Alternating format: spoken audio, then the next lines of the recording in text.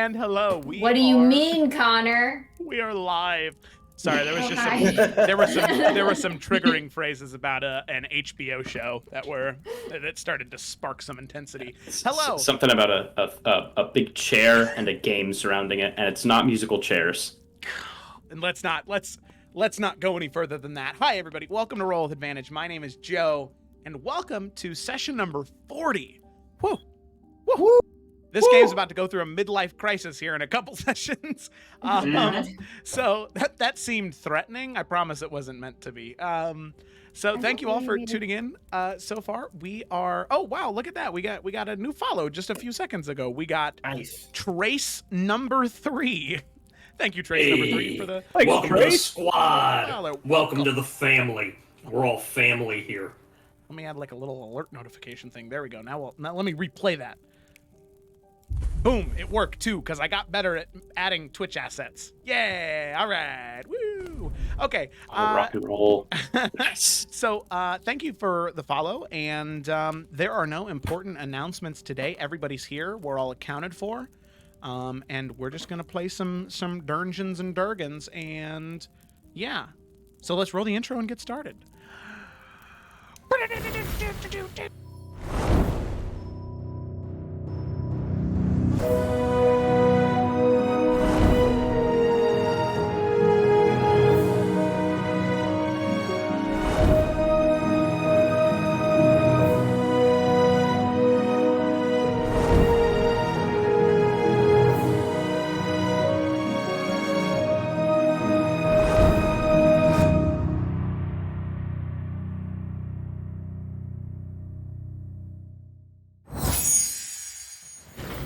Daco was session 26.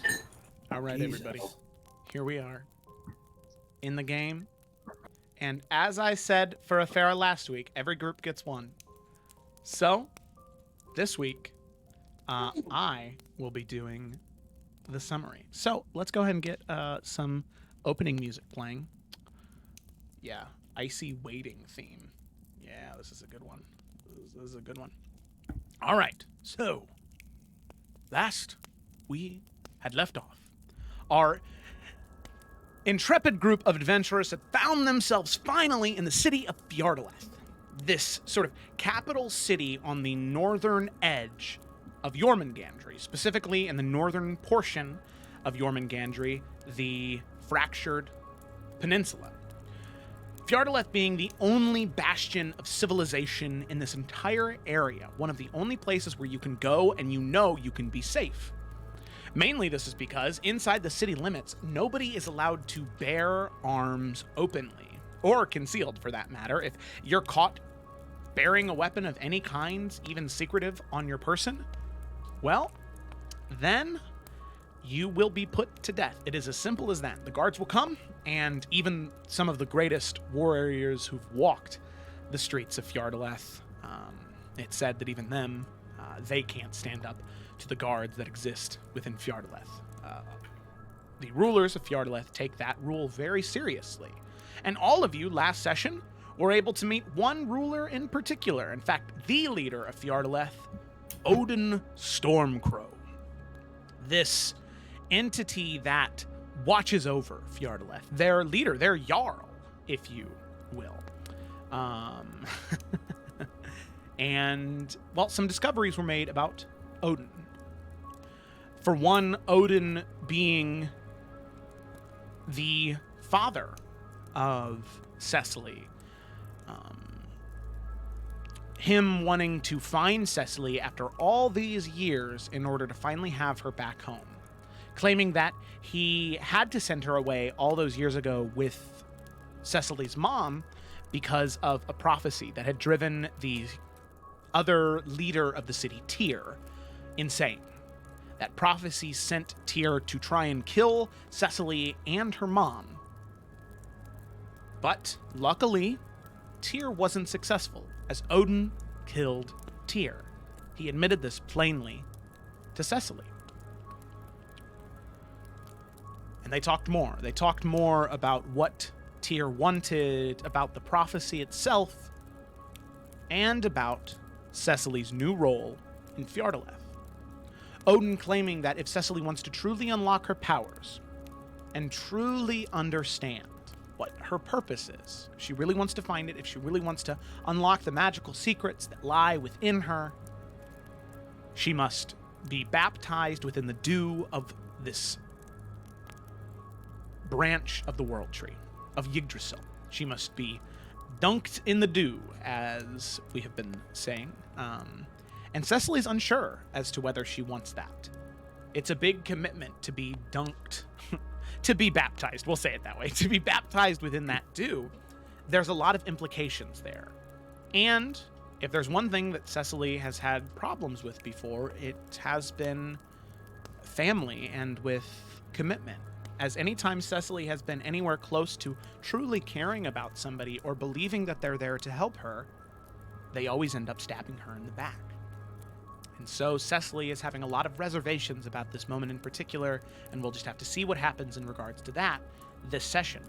The only caveat attached to that in particular is that she now knows that all of her distant relatives will be arriving in Fjardeleth. After hearing that Cecily was near the city, Odin had apparently invited everybody to meet her, thinking that she wouldn't have any reservations about this. But he promised to be patient and to wait for her to make her own decision. Who these family members are, she's unsure of.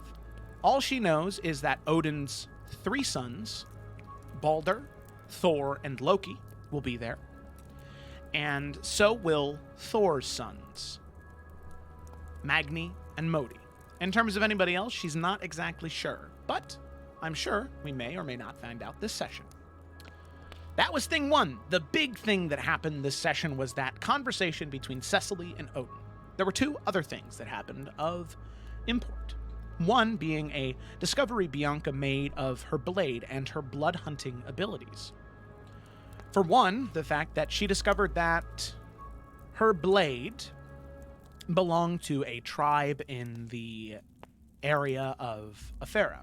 Specifically, a tribe of native Aferans that saw blood magic as more of an art form as opposed to an excess. They saw the beauty and majesty in it, same as any other entity would find majesty in magic. Whether it be evocation or conjuration, they had that same love, passion, and respect is the key to blood magic. Hemomancy, as more studious individuals would call it. So Bianca made those connections, specifically of one blood hunter that had a very, very strong connection to the Raven Queen. Reflecting on that. And we'll have to see where that goes, maybe this session, maybe a little later. And the other thing of note that happened was a confrontation with Hrothgar, the previous light bearer of the Children of the Flame. Hrothgar has this vendetta, this almost blood oath that he's created himself to kill Odin, claiming that Odin killed Tyr.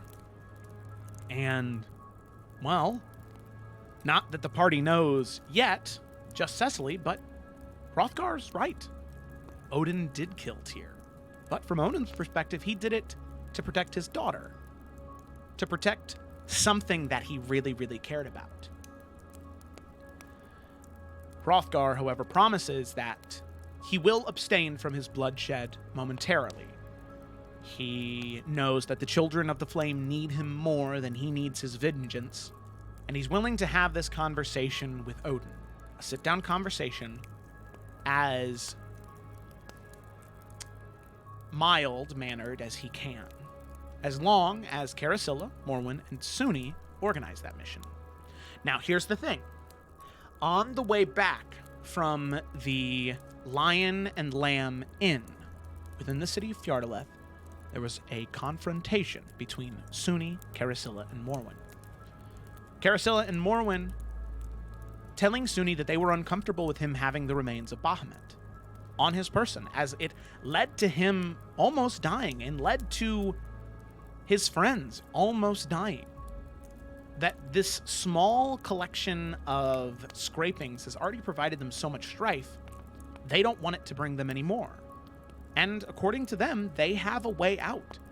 Hrothgar can contact Solvis Imariel, a member of the Hidden Flame, an offshoot of the Children of the Flame dedicated to taking these things and protecting them.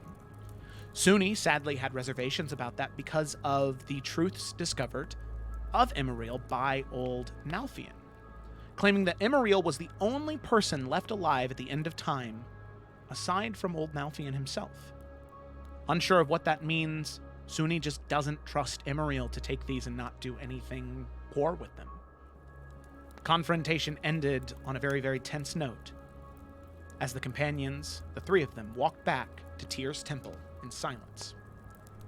Now our companions at around 10:30 at night rejoin in Tyr's temple in their room within the temple, their own private quarters, free of any sights from Odin, from Hrothgar, and as far as the party knows, even free from the eyes of the Dark One. So, Cecily, as you rejoin the group, and as Caricilla, Morwen, and Sunni, you rejoin Keothi, Bianca, and Ashima this late night. A lot of information to share. I open it up to you. In this large, sprawling, dome-shaped room, small holes in the wall where those small spriggans crawl out whenever you need assistance. Different beds, libraries, desks, spread out all around the room, fireplaces and hearths crackling all around you. Ashima and Bianca, you see the four of them enter. You can tell, no insight checks necessary, that while Caricilla may be wearing a smile on her face, as she typically does, Morwen has a little bit less than neutral, and Sunni, who you've known for quite some time, definitely is not looking very happy at all. And this is something that would be very easy to clear, very easy to tell. And I'm sure that Cecily definitely has quite a look of conflict on her face. So, I open it up to you. Ashima, Bianca, seeing these four in their different mental states, I'm going to go ahead and pass it off to you two. How do you two react as these four come up the stairs in their very obviously distracted mental states?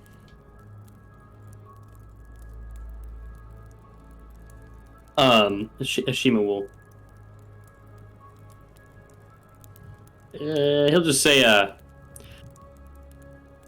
had hoped that we would all gain clarity by coming here, though it seems that none of you have been afforded any.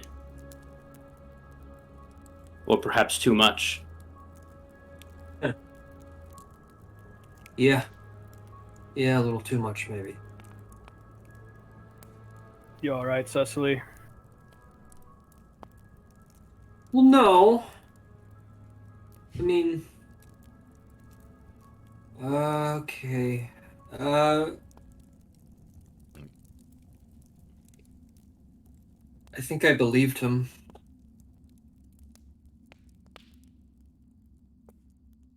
Guess we can start there. Well, that's good, right? As Keothi kind of chimes in. Mm-hmm. You don't sound relieved. Well, I also believed some stuff that, you're all gonna want to know. And she'll, kind of exacerbatedly sit down somewhere. Do you want me to call for some bread or something? You know, I'm actually not hungry for once. Fair enough. Okay. I don't know how we're gonna break it to Hrothgar, but I think Odin did kill Tyr.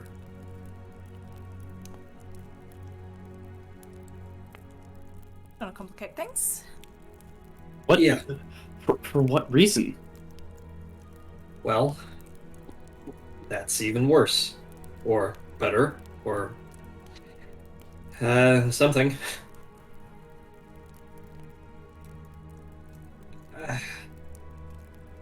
I followed most of it, I think. I don't know. There was this prophecy about a kid that was going to be born on a blood moon, and the Dark One was going to show up. And apparently, I happen to be born. And Tyr was convinced that I should go. Odin wasn't. They fought. And, well, we can fill in the rest. Only thing is, you know, I was born and the Dark One is here, so if anyone wants to just, you know, put an arrow in my neck now, I guess we can do that. See if it helps anything. He's not completely here. And there's nothing to say that preventing your birth would have completely stopped him anyway. Maybe just in that moment. Nor that your death will solve anything. I'm sorry, Cecily, but I'm all out of arrows. Wow, that was dark, Keothi. Well, Keothi would never, and Bianca's just gonna kind of like smile at that. All she feels is the recoil.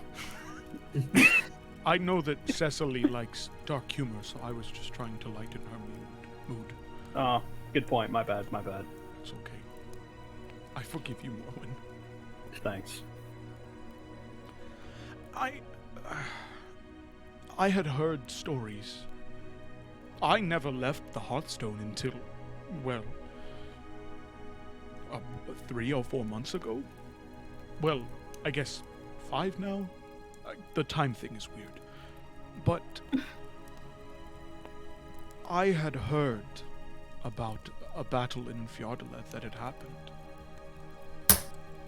Streaks of blue and gold lightning raining down from the sky, slamming into the temple. It actually, from what I heard, the temple actually began to spin. Both ways. Flipping and turning upside down and around and spinning around. I never knew that that's what it was about. But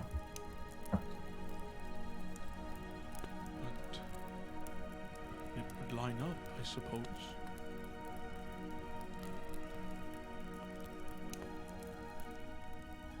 The only thing I don't get is how he covered it up. I mean, wouldn't people wonder what happened? Wouldn't they want to see the body? Wouldn't somebody have heard the noise? I don't know. But I'm telling all of you, I was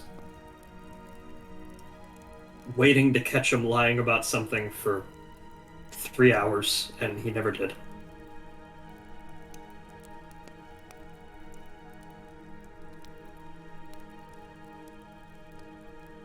Funny how that makes things harder.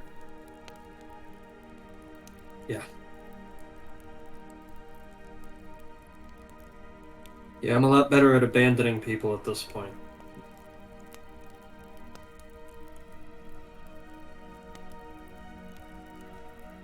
When we spoke to Hrothgar, he said that after Tyr's demise, the story was that he passed away in his sleep. That was what the official story was, at least.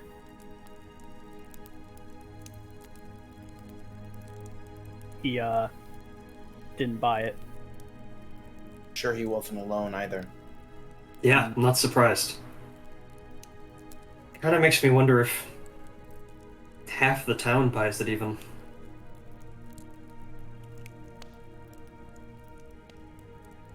I don't know.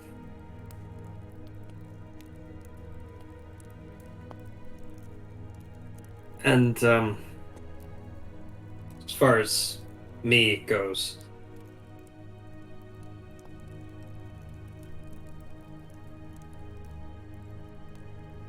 I guess this is it.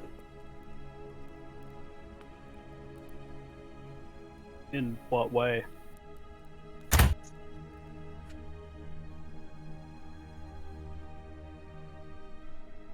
Well, I'd been worried about what happened to my mom my whole life.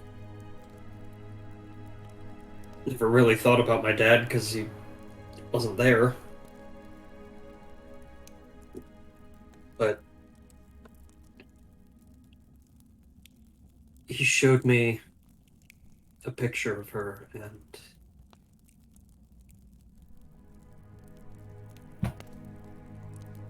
even though I can hardly picture her face,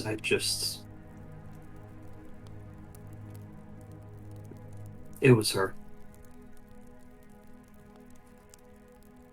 It had to be.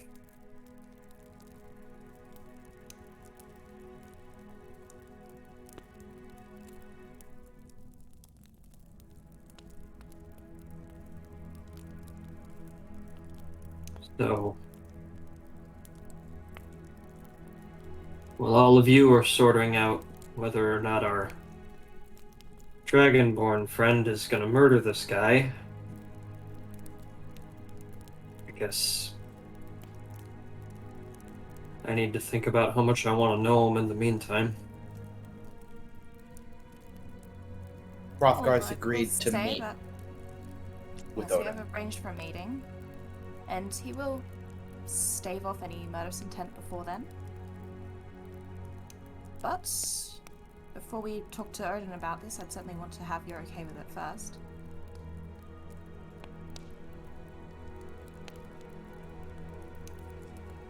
Let's see what else to do. His only charm was that he wanted to make sure that he would be safe when entering.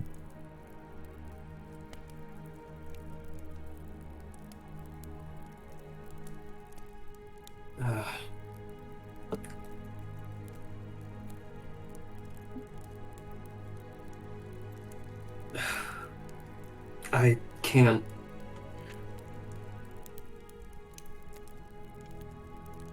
Fuck. I'm trying really hard not to care, but if something happens,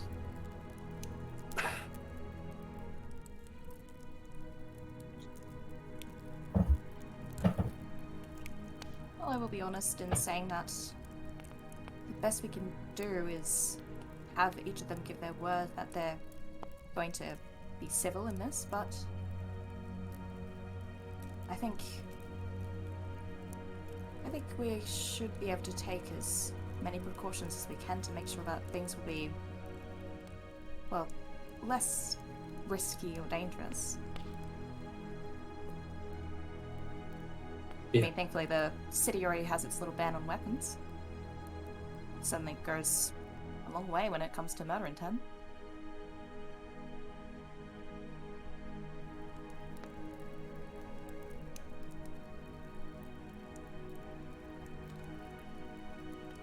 Gar said if it comes to it, that he'd prefer a fair challenge.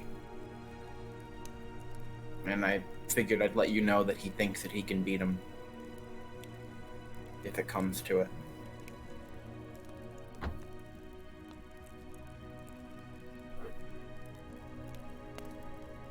okay. I've been awake long enough. I don't wanna be thinking anymore. And she's gonna get up and be kind of walk towards her bed, but just kind of be pacing around.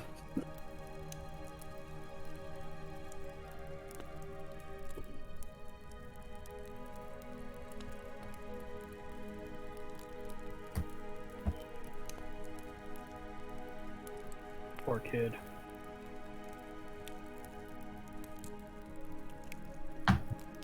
Yeah, I wish it brought her more peace instead of this, but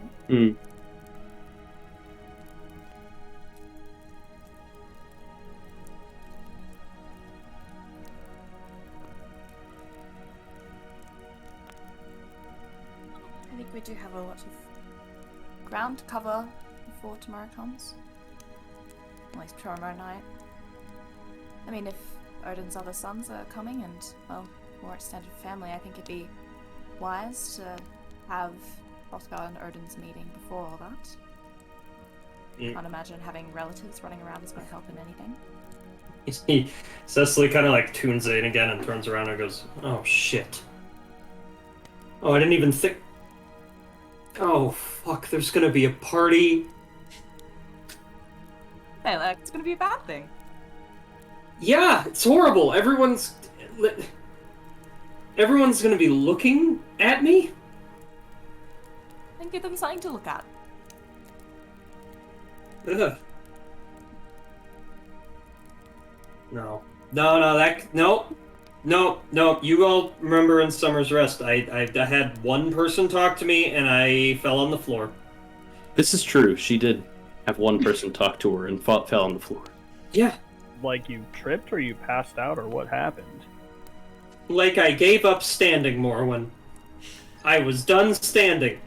I will say, Cecily, you not only are a very different person than the person you were in Summer's Rest, but also, thankfully to you falling, we got to meet Keothi, so actually it only brought good things.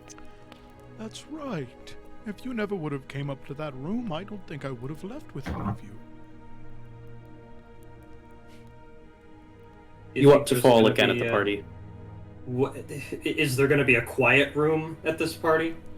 Is that a thing they do in my If it's a homeland? party for you, you can make it what you want. That is I true. mean, if it's in your honor, if you want something, I'm sure it can be arranged.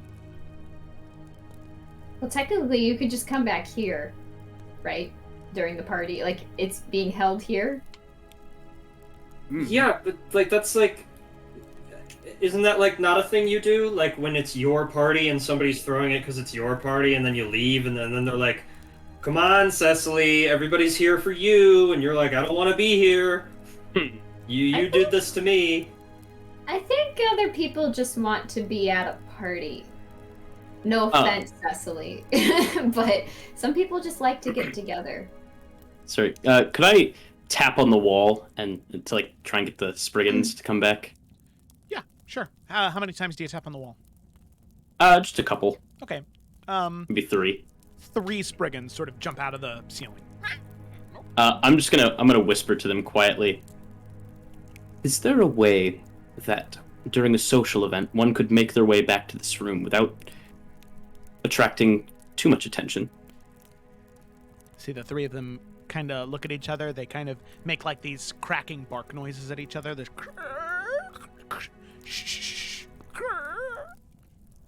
and they look back up to you. They run into one of the small holes that's more like level with your knee. They kind of jump in, and one of them digs. The other 2 just kind of stand there looking at you with these big, like, green eyes of leaves, just kind of like the leaves just like moving back and forth like it's blinking. It's like looking up at you. And then one comes crawling back out and hands you a rock. Well, Ashima, upon inspecting the rock, you can I was gonna see say thank you, friends. the rock is giving off a low green pulse. And then as you sort of, if you were to walk down the stairs, the pulse would be headed towards the room. Oh, so it's This like is a compass fine or gift. something. And I'll give them some of those tree nuts that I had been saving. Oh my god, I'm dead. Gonna make a bunch of unmanly noises as soon as I mute my mic. I'll walk over to Cecily and hand her that and say, "A gift From the walls. from the walls, Oh, so that cool. you might be a wallflower." Okay. I just really don't want people to be looking at me. Why am I worried about this? Why is this the thing? I have been stabbed. Fuck, I hate socializing. You've been stabbed many times. You've had very few parties thrown in your honor. Huh.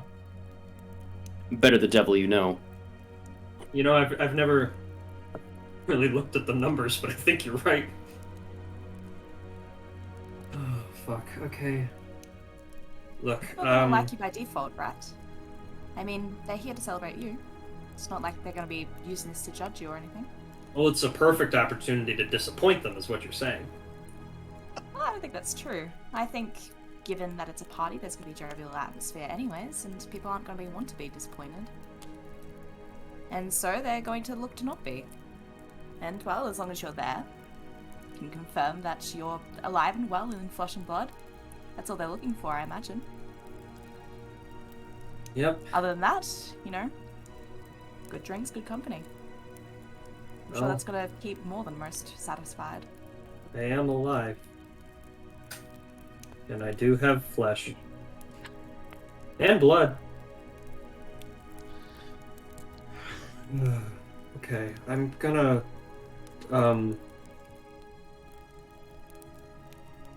Look, I'm talking a lot, and clearly I need to think, so I'm just going to go do that for a little bit, and then maybe tomorrow, and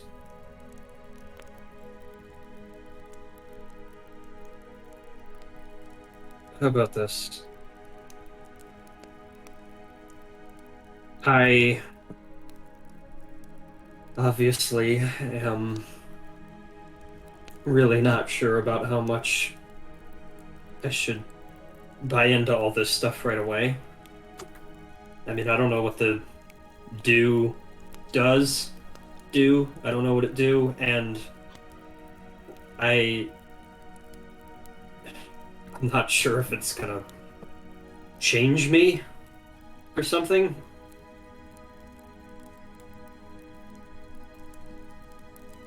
But even if I haven't made that decision yet,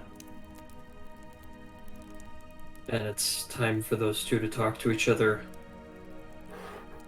go ahead.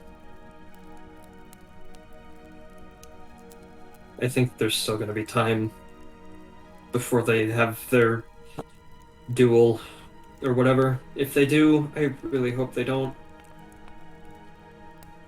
I don't think I'd be able to look. Let's hope it doesn't come to that. Yeah.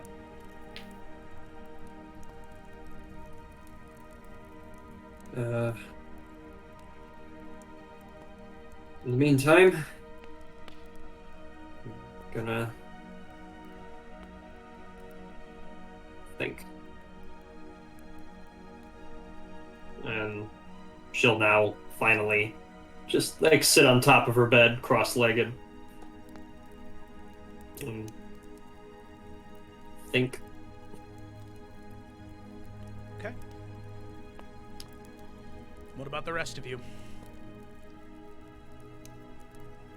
So do you guys really think we should try and schedule this meeting sooner than later?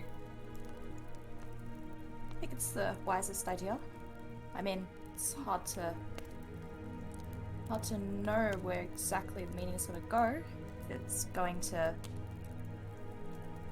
well, resolve peacefully or not, but I think there's a better chance if Odin's not so, perhaps,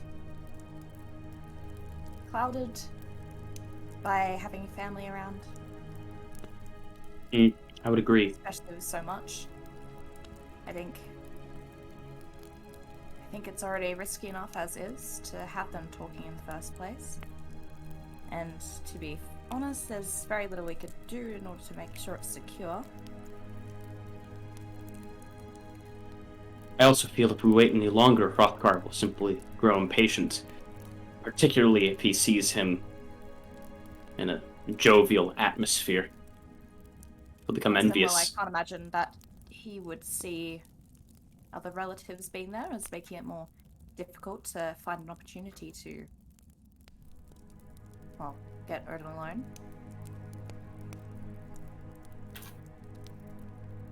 I say first thing in the morning, let's talk to Odin, contact Hrothgar, and see what we can get going. I think the longer we wait, the worse we make things for us.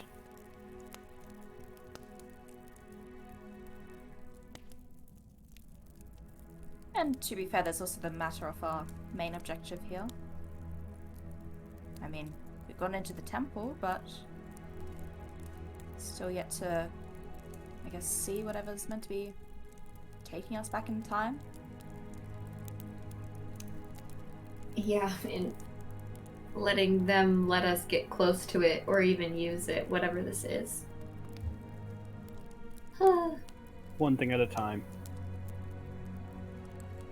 By Yeah. the way, Hrothgar is our best bet, I feel, in knowing how to get to whatever it is. And you haven't said what it is, right? Do we know what we're looking for? Is it like a door or something? I thought it was like, this is Felicity. I thought it was like an item, like a gem or something, but that could be lost in translation from whenever we first heard about it. Has it been said what the item I don't is, know. Joe? It is, so it was within the temple, and it was a set of pillars. The way that it would have been described, it would have reminded the four who had went through the Goliath's temple in Bella Clara. The structure of the pillar would have reminded you from what she described of that. Hmm. Pillar with a lot of runes on it. Okay. Well, that's Alright, Bianca will tell them that. Okay, well, should know it when we see it. It sounds like. Yeah. At least that makes that easy.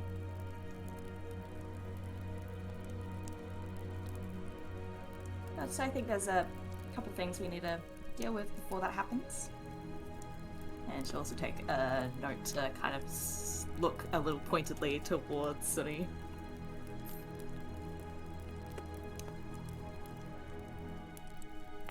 He just glares back.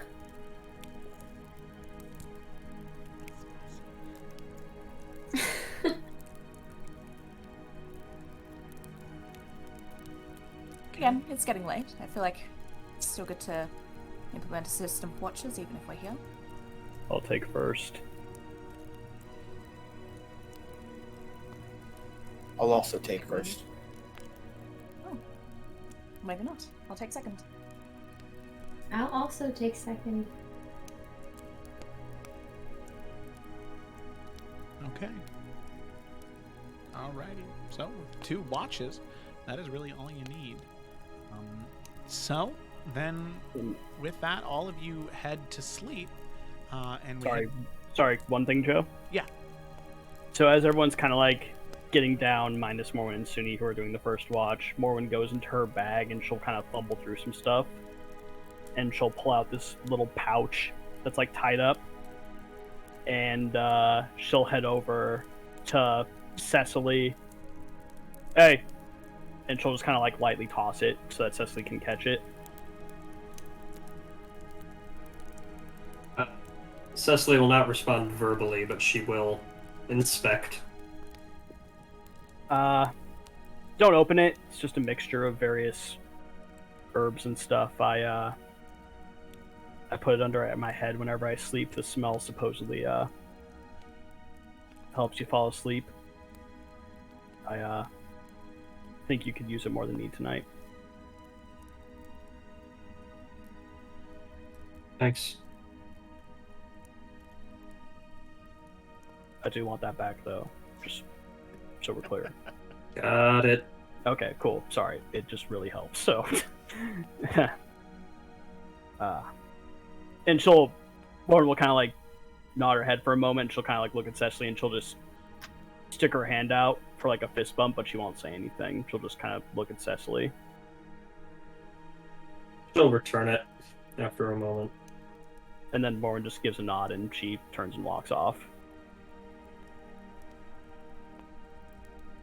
All right, that was all. Thank you.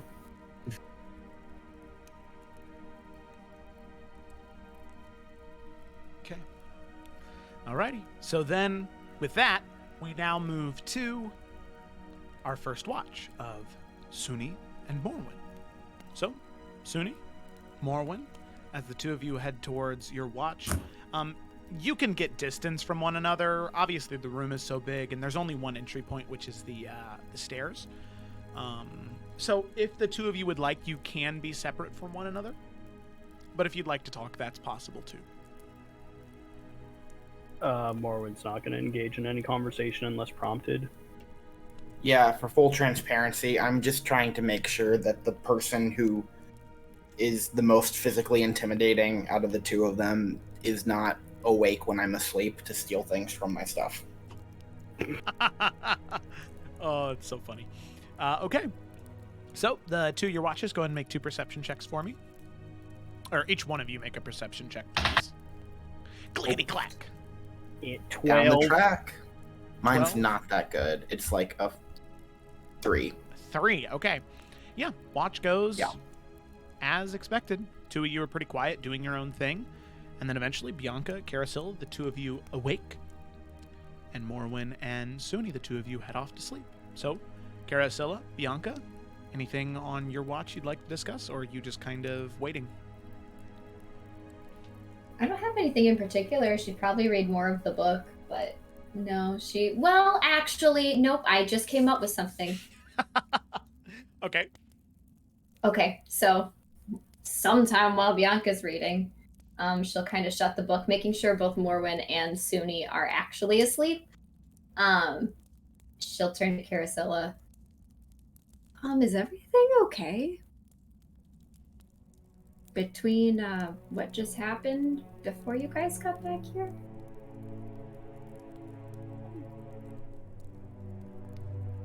I think it doesn't have a potential to turn into anything, if that gives you any peace of mind. I guess I'll I'm be not. honest in saying that, well, Yeah. Morwen and I were trying to be a bit more strong on Sunni to give up those remains, and well, in all transparency, he didn't seem to take it too well. Tried to be gentle, Yeah. but I don't know what exactly his connection to them are.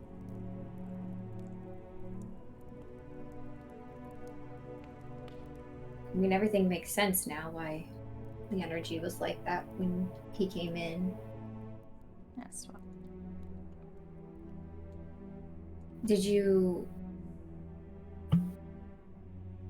suggest giving them to Solvis?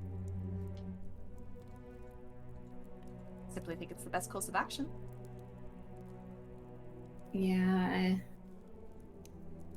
I understand why you think that, but it's just we really don't know what to think of him.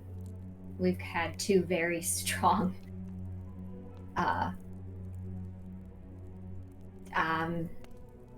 sides, I guess, that we've heard of him. So I mean, you have no reason to trust this Nalthian, though, right? I'm not saying that he's with the Dark One or anything like that. I mean, from what you said, if there's, well, I don't know, some other connection that you've got going on, I think it's not necessarily a question of if he's with the Dark One or not, but if he's got the right information. And I agree, he might not have the right information, but that doesn't mean he also doesn't. And I think that's where our apprehension lies, because how powerful that item is. And we could potentially be giving it straight into the hands of someone who does serve the Dark One.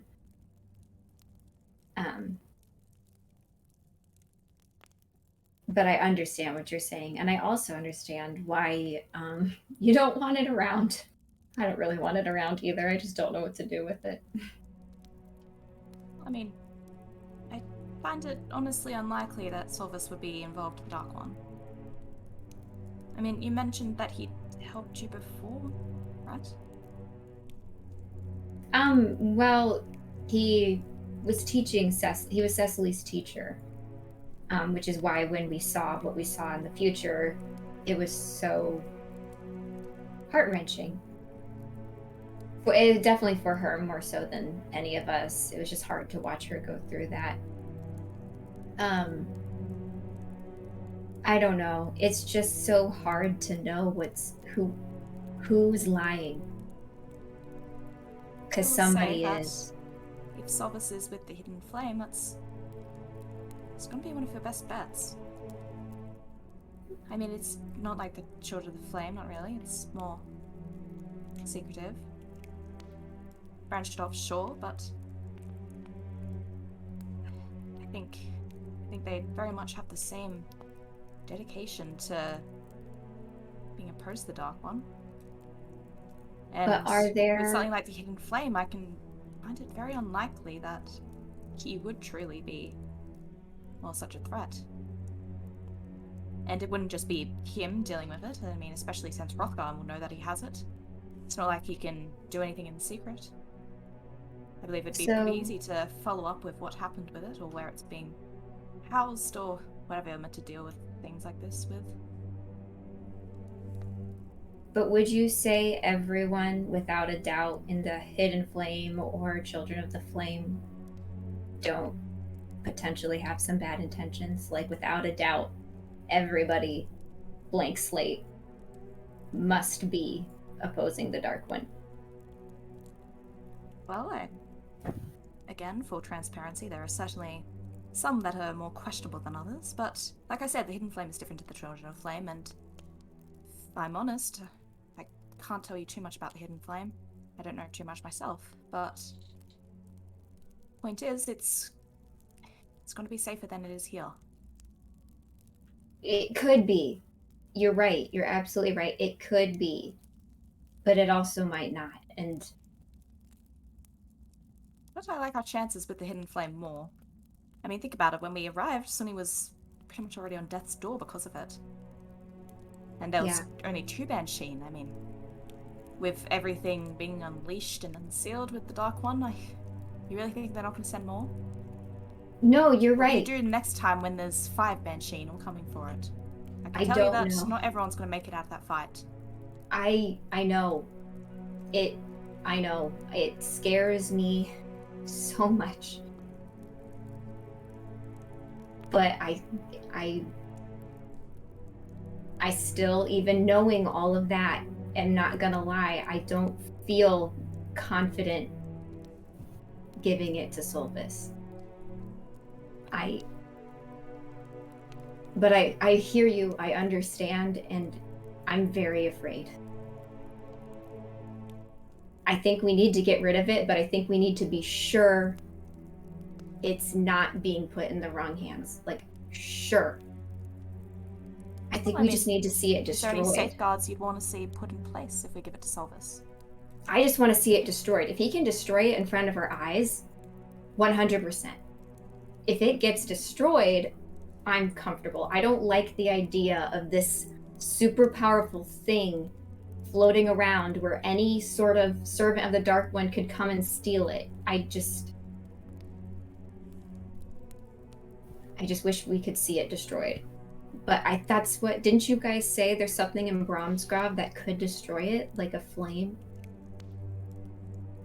Well, again, I'm not sure what even to consider destroying it. It's not really something you deal with on the day-to-day, but Right. what I said back there is that the Hidden Flame would be the best bet with dealing with that, and well, Solvis is the Hidden Flame. At least part of it.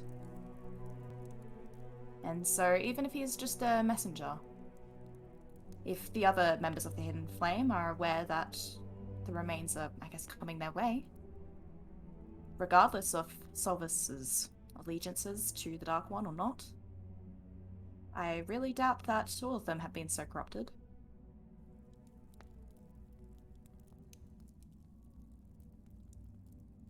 Because, in all transparency, they're probably the best to deal with this. And again, the fight against the Dark One is something that they've had for a very long time. Predates any of us here. And so to think that we have a greater wisdom in what to do with it, how to destroy it, or anything like that is... Oh, it seems very unlikely.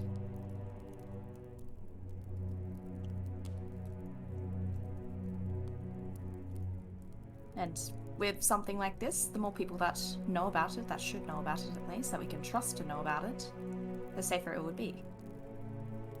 Like I said, if we're able to get word to other members of the Hidden Flame, then just a matter of what Solvus wants to do with it. Because I can almost guarantee that it'd be very difficult for him to go against them, at least so openly.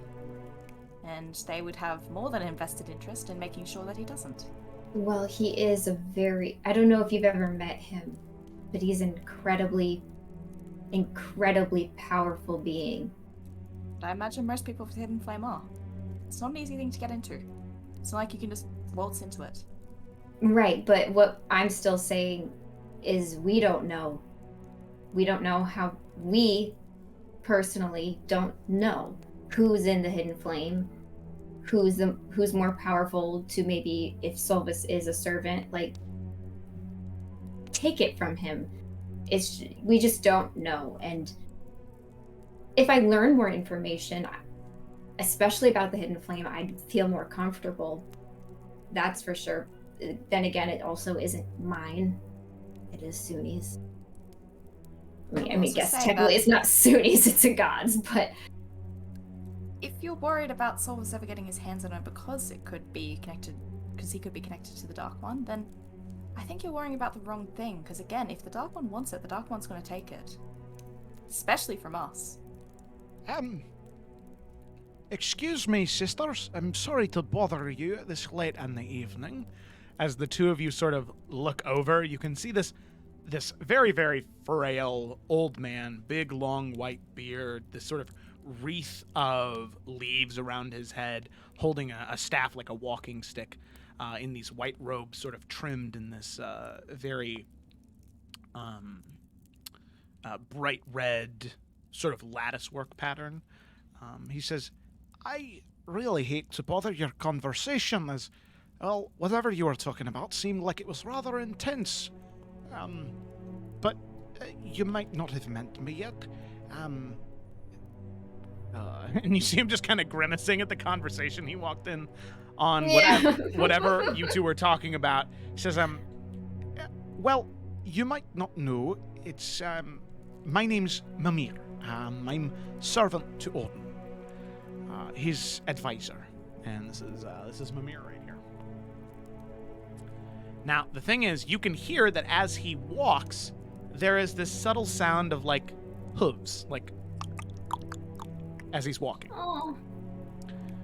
But his robe is so long that you can't see anything, but you can assume that there are hooves underneath the robe. Like I said, terribly sorry to interrupt, but I'm told that there's a halfling fellow that's traveling with you. One Ashima Peregrine? Yeah, that's correct. Well, you see, typically I don't like to be woken up this late at night. Probably same as you, or as him, but, someone's arrived to speak. Well, speak might not be the right operative word, but someone's here that wants to speak with Ishima.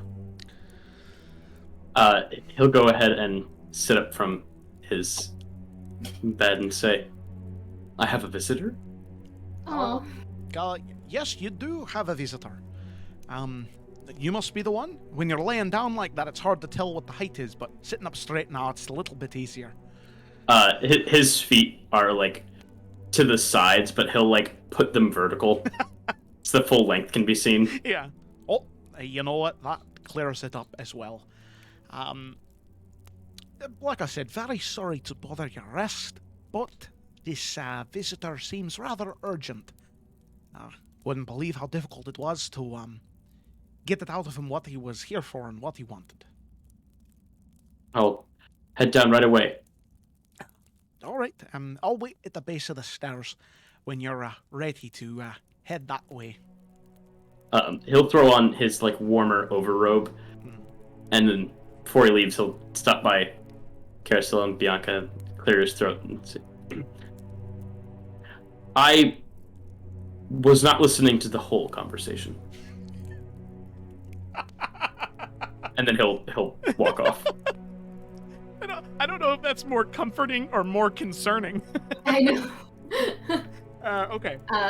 Bianca's gonna turn to Caricilla. I promise I'll really think about what you've brought up. I really will, because you've made some very valid points. I just can't say that I'm comfortable to make any sort of statement right now about what I think we should do next. And well, I'll leave you with my own final thoughts that, well, I try to come to it with the best tone, but I don't really think we're asking. And I really think you should reconsider that, because ultimately we are allies. And if you're gonna be in a group, it is a group decision. Yes, and well, I'd certainly love to believe it, but at the same time, we can't fail this. No, you're right, but we need to make sure it is a group decision. And that goes for Sunni as well. As much as that's not going to be fun. Okay. And then she'll kind of give Caricilla a smile, reassuring her that Bianca's on her side. She just doesn't know what she thinks yet. Caricilla will give a little smile back. Try to be like, I'm not annoyed with you, like, you're fine, you're chill.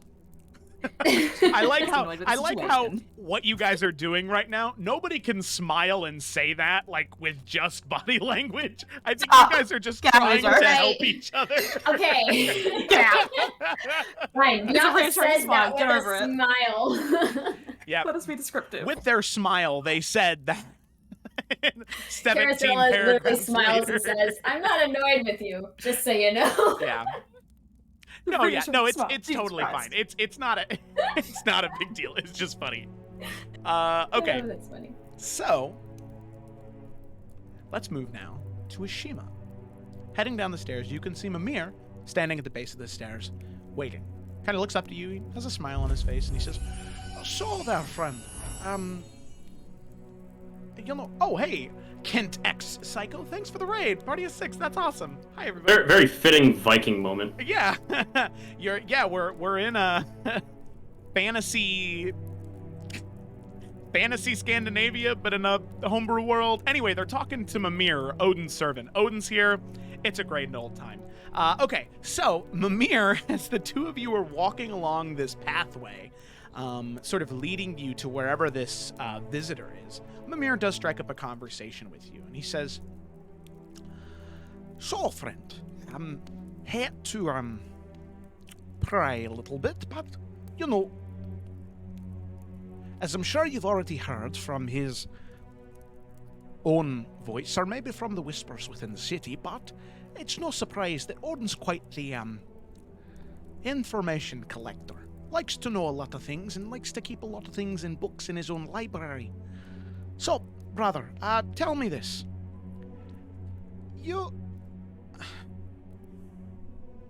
And I promise you, this is confident between the two of us. I'm confident of that. Oh, that's good, brother. I just, how do you feel about him? You specifically. I've read about you, and I've heard a little bit. In fact, I actually was in Loshar some 150, 200 years ago. So, know a little bit about the culture, but I'm very excited to hear what someone of your position thinks of this whole thing." Ashima will get a little bashful and say, "We haven't met before, have we? Not you and I, but you and me?" Not exactly. You see, back when I was there, I think I didn't have a personal conversation with you, but there was a Douglas, I believe, Douglas Carlson the Bold. I was in the same room as him, but nothing ever more came from it than that, sadly. He'll awkwardly pull at his hair. say, I was taller then, and had better hair. Well, To answer your question, got better feet now at least. this is true. Well, I suppose in this life, I, as a Shima, have comparatively am much more calm and reserve judgments till I've established a personal connection with someone. Stories are living things. I don't judge anyone until I can truly have a conversation and assess them myself. But I can say that not one person in Fjardeleth has issued me any ill will, and for that I bear nothing but love for all within its borders. Oh. Well, yeah. Brother, I think you and I are going to get along quite well. I'm always a little nervous, you know. Anybody who's so willing, right off the bat, to say, oh yes, I love him, he's the best thing since sliced bread. Or someone who says, oh no, he's the worst, I want to wring his neck out. And you see kind of like a forced laugh. Just like a scoff almost. You know, I like people who are right in between until they actually get to know the man. By the way, just as a forewarning, his sons are going to be here soon. And they're probably going to want to meet Cecily. Of course. So, Thor, he's a nice enough chap, you know, but sometimes runs into a bit of an issue with smaller folk such as yourself. See, he was cheated by a dwarf, 200 years ago, and he's never quite gotten over small folk since then. So, be mindful of that. A bit of a wrathful man. I will keep that in mind. As I said, it's possible I was taller than him last time around. Well, maybe so. Hope for your sake. From what here we go. Right down this way. And he leads you down one more hallway, and there's a small doorway. And he says, this is my personal garden within Tyr's temple. They're waiting for you in there. I figure it might be best if I leave you to it. I just, when you see him kind of stop for a moment and look back down the hallway and look around.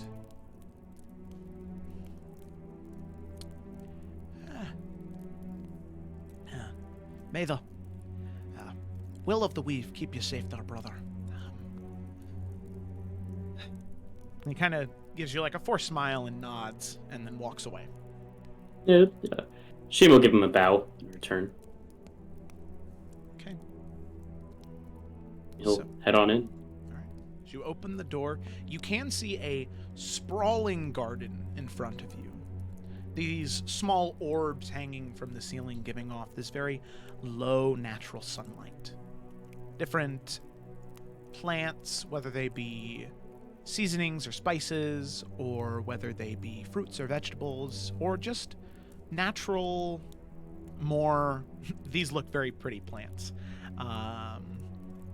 You can see decorative plants, as one may call them. You can see them just hanging from different sections, and you can see sitting in the center of the room is an elderly man. Shaven head, long drooping eyebrows, long drooping mustache and goatee.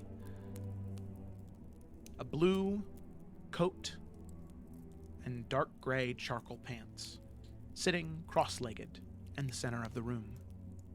And you recognize this man, Ashima, your namesake.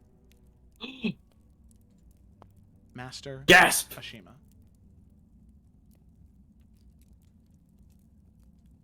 Okay. So you see the smaller, lithe man sitting there. And you can see that small animals, just like pictured in the photo, fly on top of his head as he looks up and looks around at them. And as soon as the door shuts, he turns back to face you, and he waves his hand for you to come to him. Yeah, he'll give a respectful bow to him, and like watching his posture and like overthinking every single step and breath he takes, he'll come on over. It's been a minute. Yeah, it's been a while. Ever since the whole Selred thing in Summer's Rest. It's been an IRL year. Yeah, damn near almost. Okay. He sits there in front of you. And he smiles.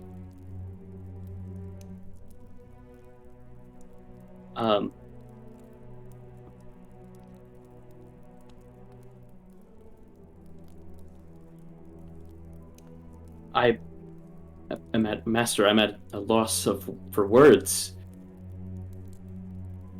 And he'll steady his breath, say, but that's never a problem one can have.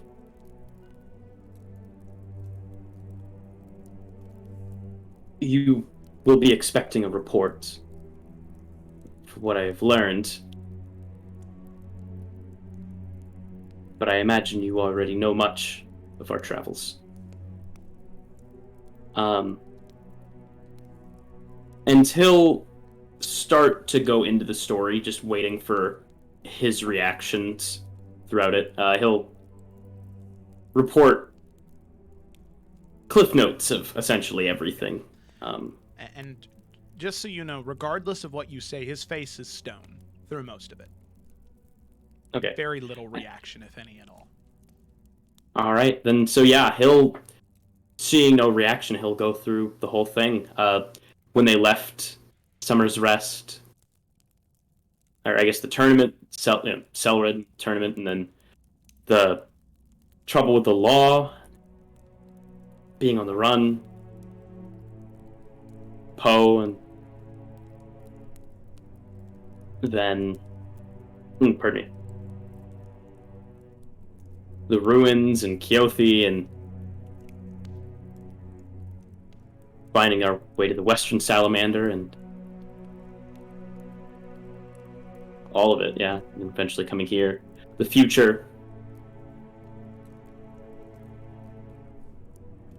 And then finally coming to. And then the boat brought us finally to Fjardeleth, which is how I've come to meet you now. He shakes his head nodding, and he looks up at you. So then it is true. And for a moment, you almost audibly gasp, as you know the tenets. You know the He ain't rules. supposed to do that! He's not supposed to do that. The fifth and final stone is silence.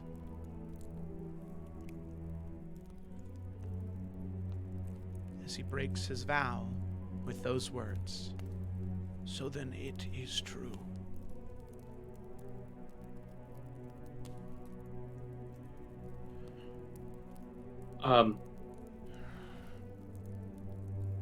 I have never heard your voice.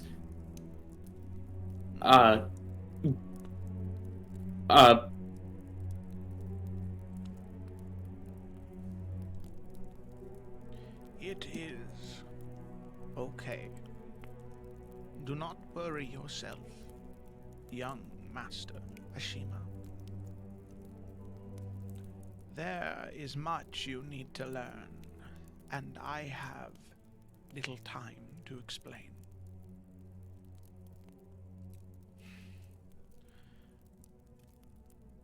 And I will be a better listener than speaker. He smiles and nods. and he says, "You know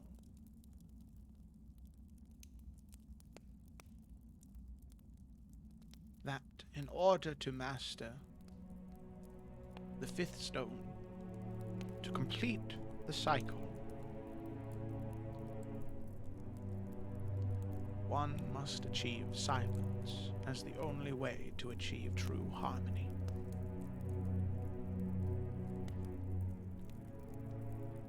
I have found something so disturbing that for me, true harmony has been shattered.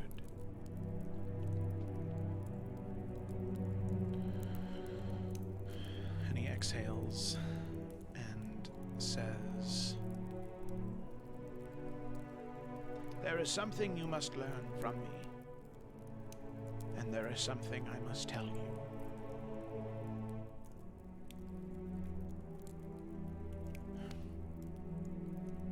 The Tongwu path and the reincarnation cycle of Fayam and Tongwu is not just a lineage of students and teachers. It is a thread in this great existence we share together. All of us woven together. All of us." And he takes his finger and he pokes your heart. Well, he taps your chest right above your heart. He doesn't. He taps your chest right on your heart and says, "All of us are connected. Whether it be from me to you, or you to me, or me to Douglas, or so on and so forth, back further and further and further, till eventually we get back to the beginning, back to Fayam the Great. All of us are connected.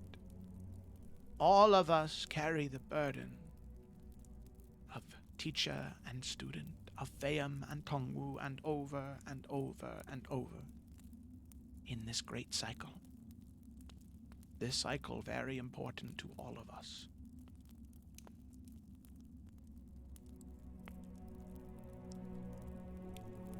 I can feel my thread beginning to wilt. The thread snap as I see the great beyond in front of me, more so than I see this reality with you. The stone, these plants, these animals. I see a vast sea of stars and life." And you see him kind of get lost in it for a moment and then come back to you. "It is time you learn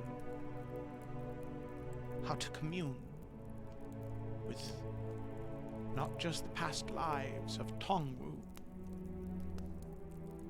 but with the past lives of Fayam as well. It has been too long, and you must learn. Your path in the coming months and years will have many hard decisions.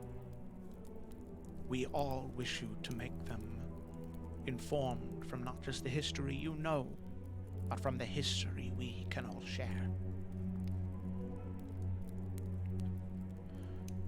Follow my breathing and follow my movements." And he'll go ahead and steady his breathing and straight posture. Okay. Alrighty. So, you see as he drags one finger up and around in a cyclical motion, he brings it back to his base, right? Sitting cross-legged right at the base of his spine. Then he brings his other arm out and around and back and down. And you can see this motion of two wheels one going clockwise and one going counterclockwise, making both of them with his hands back and forth and breathing very slowly. Breathing in, holding for 15 seconds, and then exhaling for 15 seconds. This extremely slow breathing and movement forming these two wheels. And then you see there is this energy that begins to form, and it begins to form in front of you as well. As eventually these two wheels, interconnected, begin to spin together. The magic, that energy, pure raw energy, stays in place as his hands return to neutral. And you can see him exhale deeply. And then he looks up at you. And as you look up at him, you can see those same two golden wheels spinning around you as well. One you feel a closer bond to. Something more immediate, a stronger bond. The other one is there, but weaker. That golden sphere, golden wheel glows brighter, and the other one more dim. And you can see the same for Master Ashima. Just the opposite. Whereas your left hand is brighter, his right is brighter. And as he looks up at you, you can see him bring his hands up at the same time and place his hands on the two spokes, and he stops them. You following the same thing, you stop your wheels as well. And Ashima, in that moment, you can feel yourself flood with memories, with ideas. You can make a connection in this moment. You do feel stronger to that of Tongwu and their reincarnations. But you still also feel the connection to Fayum and their reincarnations. And you can feel that with enough concentration and effort, you can reach out to them and speak, but you can feel how taxing this is on you. So, as you withdraw, seeing him withdraw, the golden spheres of energy fade. As he looks at you and says, "This is very draining. It can be done only sparingly, as at the end of the day, Ashima, you are the current reincarnation. You are in charge of making that final decision. They offer counsel, not answers. They will give you what they think is the right answer, but you must remember, you are the one in charge."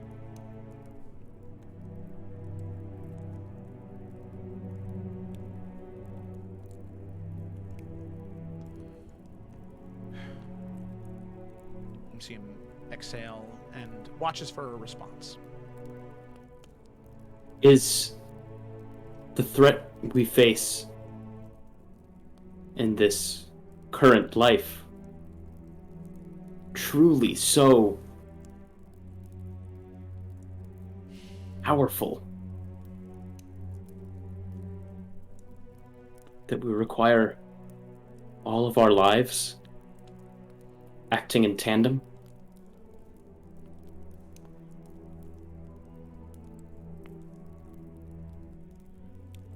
And you can see a great wash of pain on his face, as if he's experiencing like actual pain in that moment, pincers in his skin.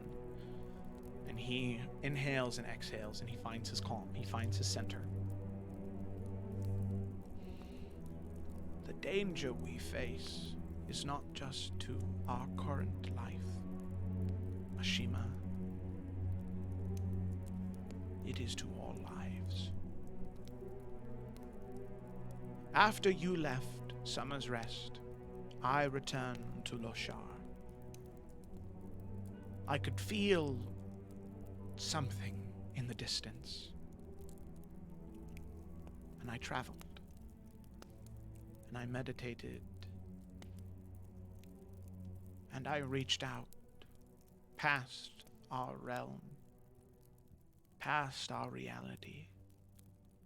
I peered into other existences. And I saw nothing.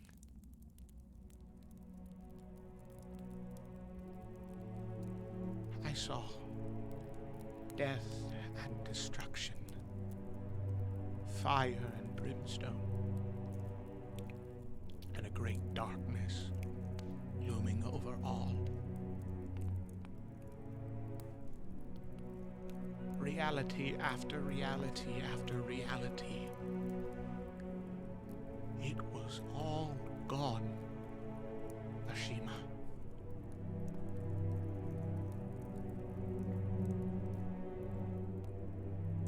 And I think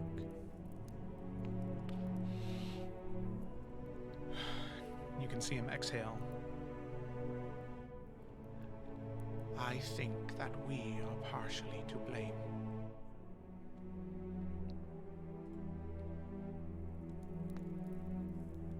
But how so? We've lived our entire lives, all of them, pursuing stagnancy and harmony. That is correct. We, Theum and Tongwu, over and over and over and over again, pursue peace and harmony. Not just for us, but for those we find on our journeys. Going out into the world and trying to bring peace to as many people as we can. But my focus, when I was given you, was to train you, was to teach you how to be Tongwu, as Tongwu taught me how to be Theum. You were my priority. There were many times when towns and villages would need my help. They needed to be saved, but I could not do it. You were my priority. I wasn't willing to let our cycle be ruined. I believe, from much meditation and thought,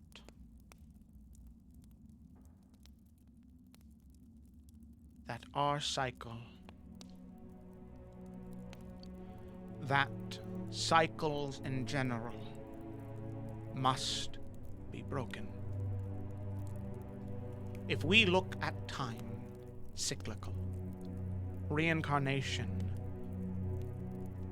everything repeating itself, era after era just begins anew on the same wheel.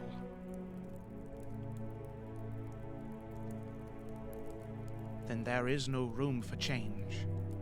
If in reality after reality after reality, destruction and death was found, what makes our cycle so special? By giving up ourself, we have become the farthest thing from selfless.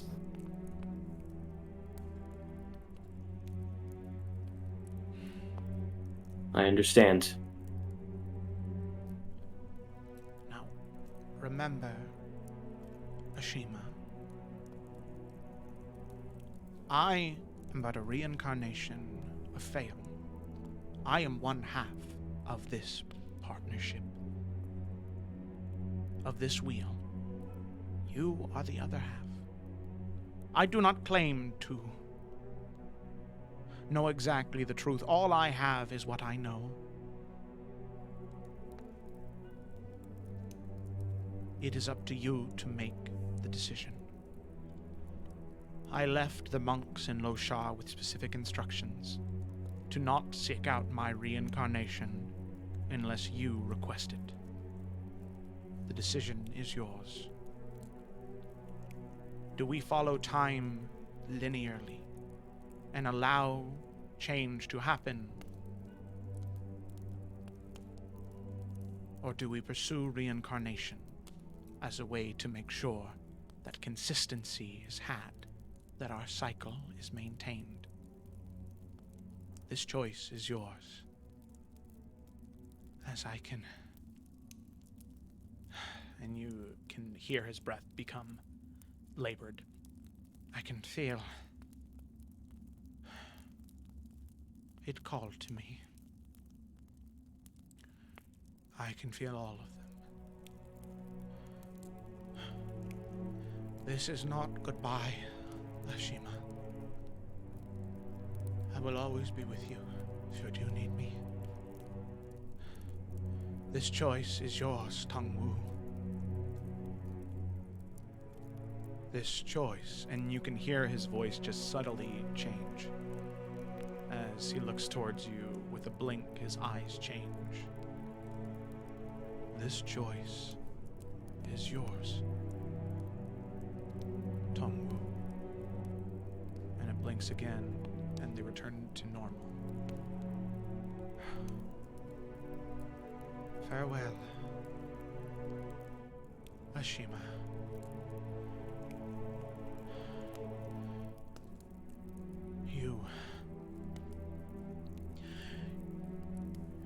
You were destined to be a teacher. The only question is, will you teach the next Fayam? Or will you teach the world what you have learned? Good luck, my friend.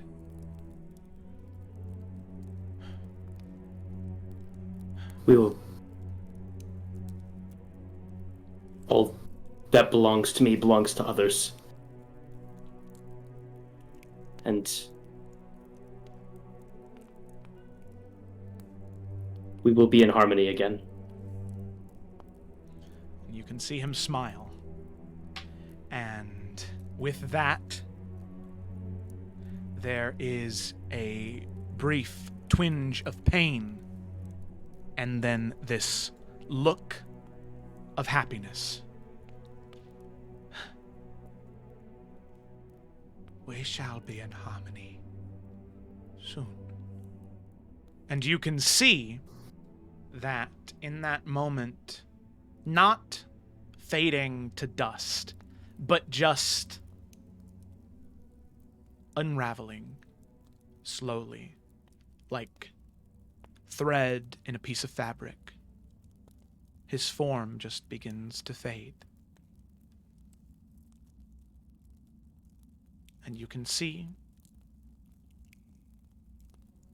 that in his place,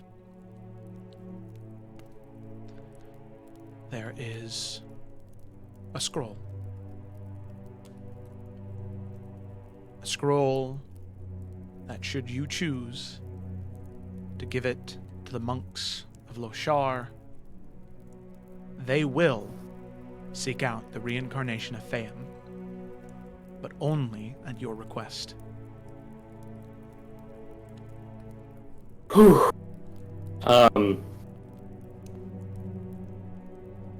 He'll clutch it very close to himself and just sort of sink. And with no one else around, he'll take a moment and just sink to the ground.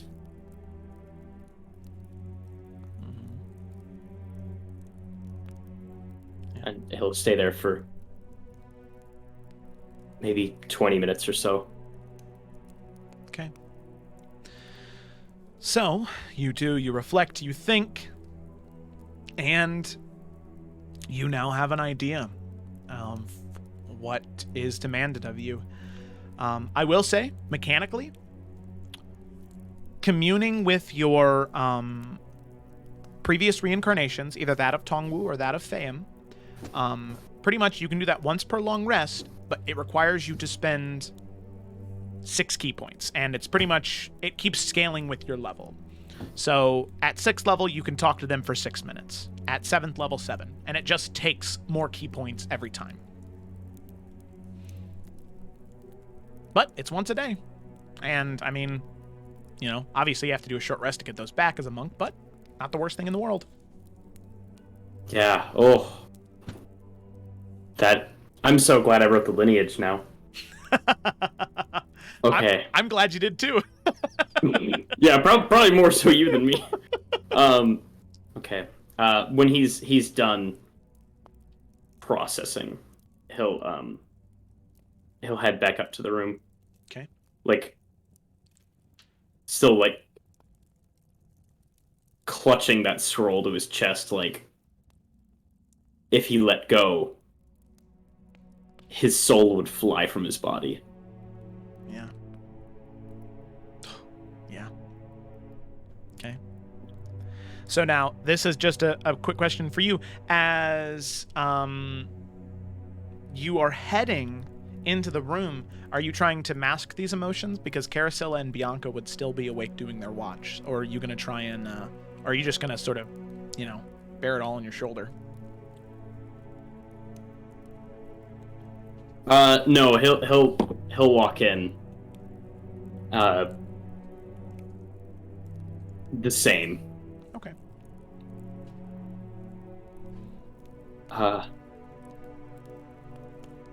This has not been a place of peace.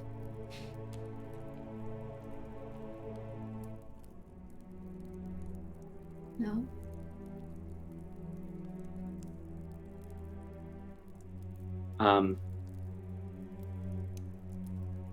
I will let everyone know together what has happened. So,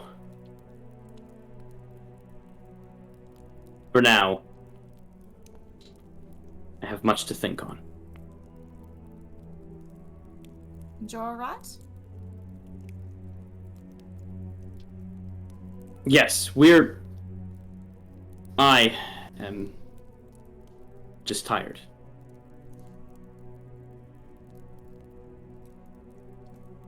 He'll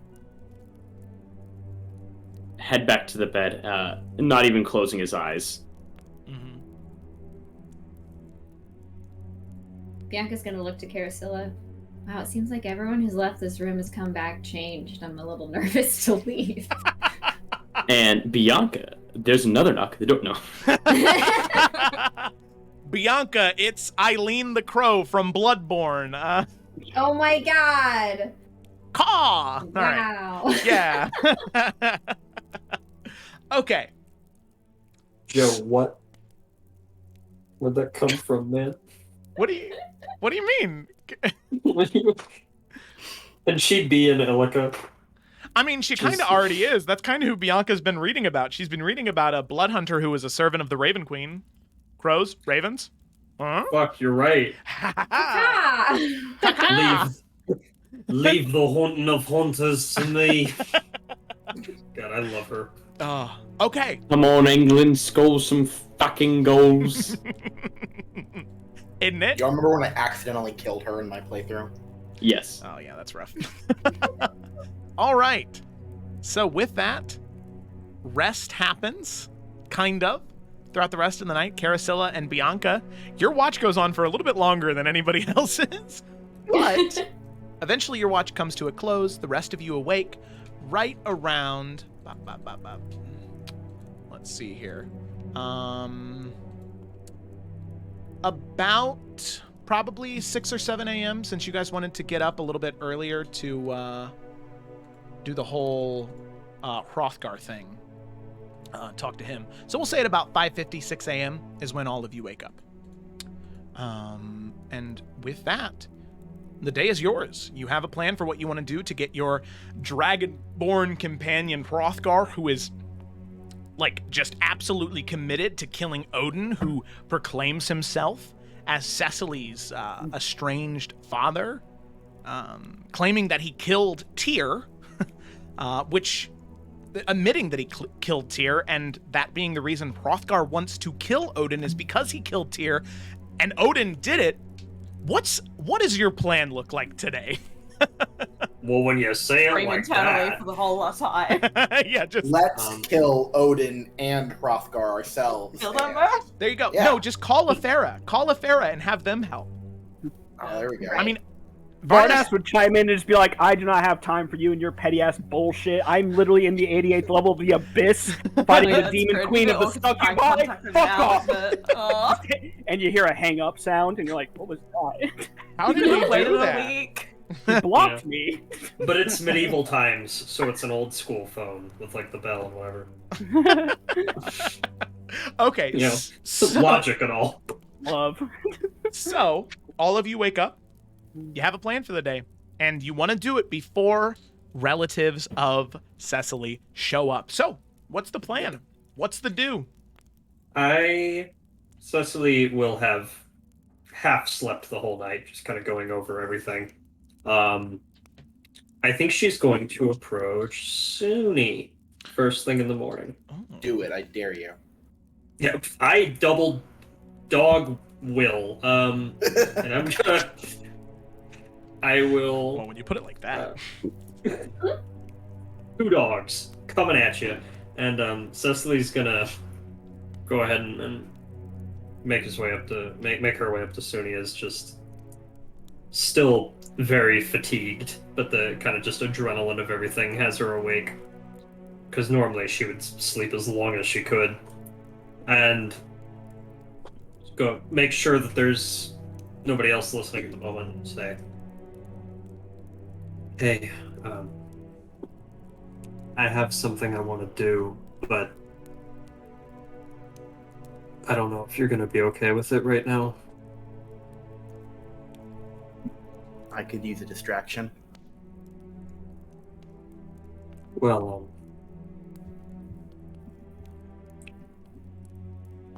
I think. I know it sounds crazy, but I think before I make this decision, I should talk to Emmeril.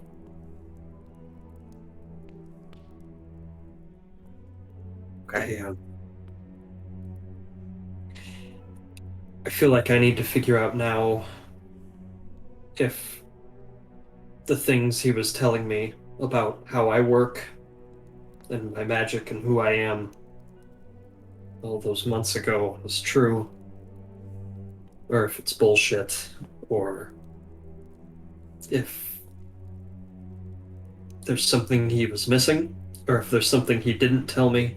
I don't know. I don't know what I'm gonna find out, but I just keep looping back to it. And I feel like if I'm gonna do this Yggdrasil thing, I really want a second opinion, and he might be the only person that has one. Are you asking for my permission? Well, the only way I know to get to him right now is to go to Hrothgar and get that permission. And well, with the whole, God flaked situation, wasn't sure how you'd feel about it. I appreciate you asking me, Cecily, and honestly, I don't think you would have asked me something like that even just, I don't know, a month ago. Yeah, well, Cecily, you never need my permission to do anything you want, okay? even like bodily harm. Wait, who's bodily harm? Who? The person you least want. You or otherwise. I don't think that's gonna be an issue. Yeah, probably not. Sunni will put a hand kind of on Cecily's shoulder, and he will give her a nod and say, "You don't need it, but you have it. Don't worry about me. You have a really good chance at figuring things out here, and Who am I to tell you not to take it? Well, here's the follow-up question. Where's Hrothgar? Is he still at that place? The bar? Joe, he told us he was gonna wait at that inn, right? Correct, yeah. Yeah. He told us that he'd be waiting there until we contacted him. Do you think I should tell the twins about it? I feel like they'd want to talk to him too, but then that makes the whole flake thing harder. I don't think this is something that we should exclude anybody from. Okay. No matter what my personal reservations about it are.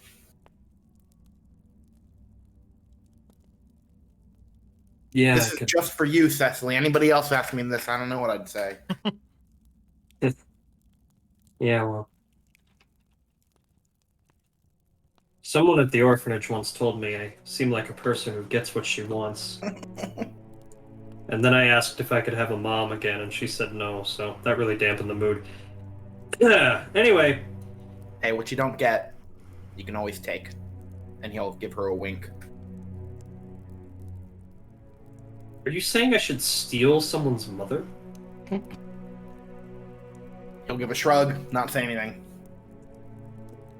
A playful shrug. I'll think about that. That's promising. And she'll... Hey, if you can steal a god, you can sure as hell steal a mom.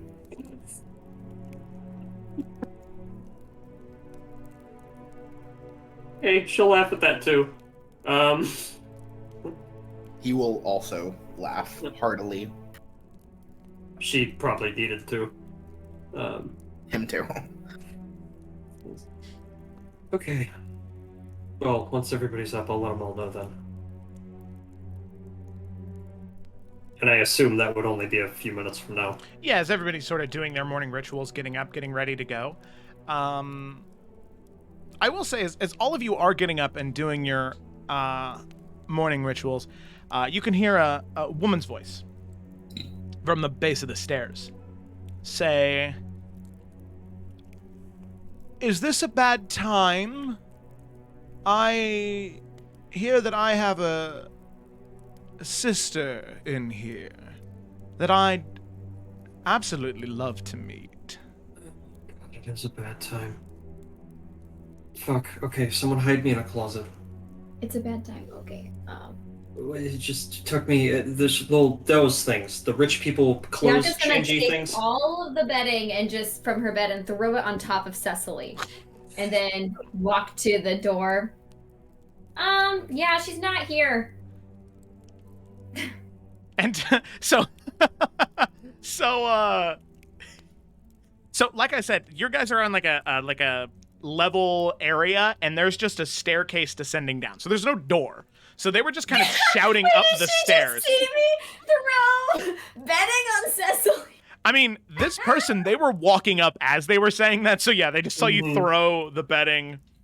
And you see this woman with long blonde hair that comes down a little bit past the shoulders, these sort of deep green eyes that give off this very slight glow. A green tabard, some very light furs and leathers, as she just sort of looks around and looks down at the cloth covering the 16-year-old. "You all are not very good at this. Listen, if you're going to want to avoid the others, you might want to get out of Tyr's temple. They're going to be here within the hour. I just figured I'd give you a fair warning." Duly noted. And really excited to meet you later. And Bianca gives a very awkward smile. As she do. Yeah. Well, Cecily, you're my sister then, I presume, right? Yeah, and she won't move the blankets. It's just, I remember when I met the other two as well. I don't blame you.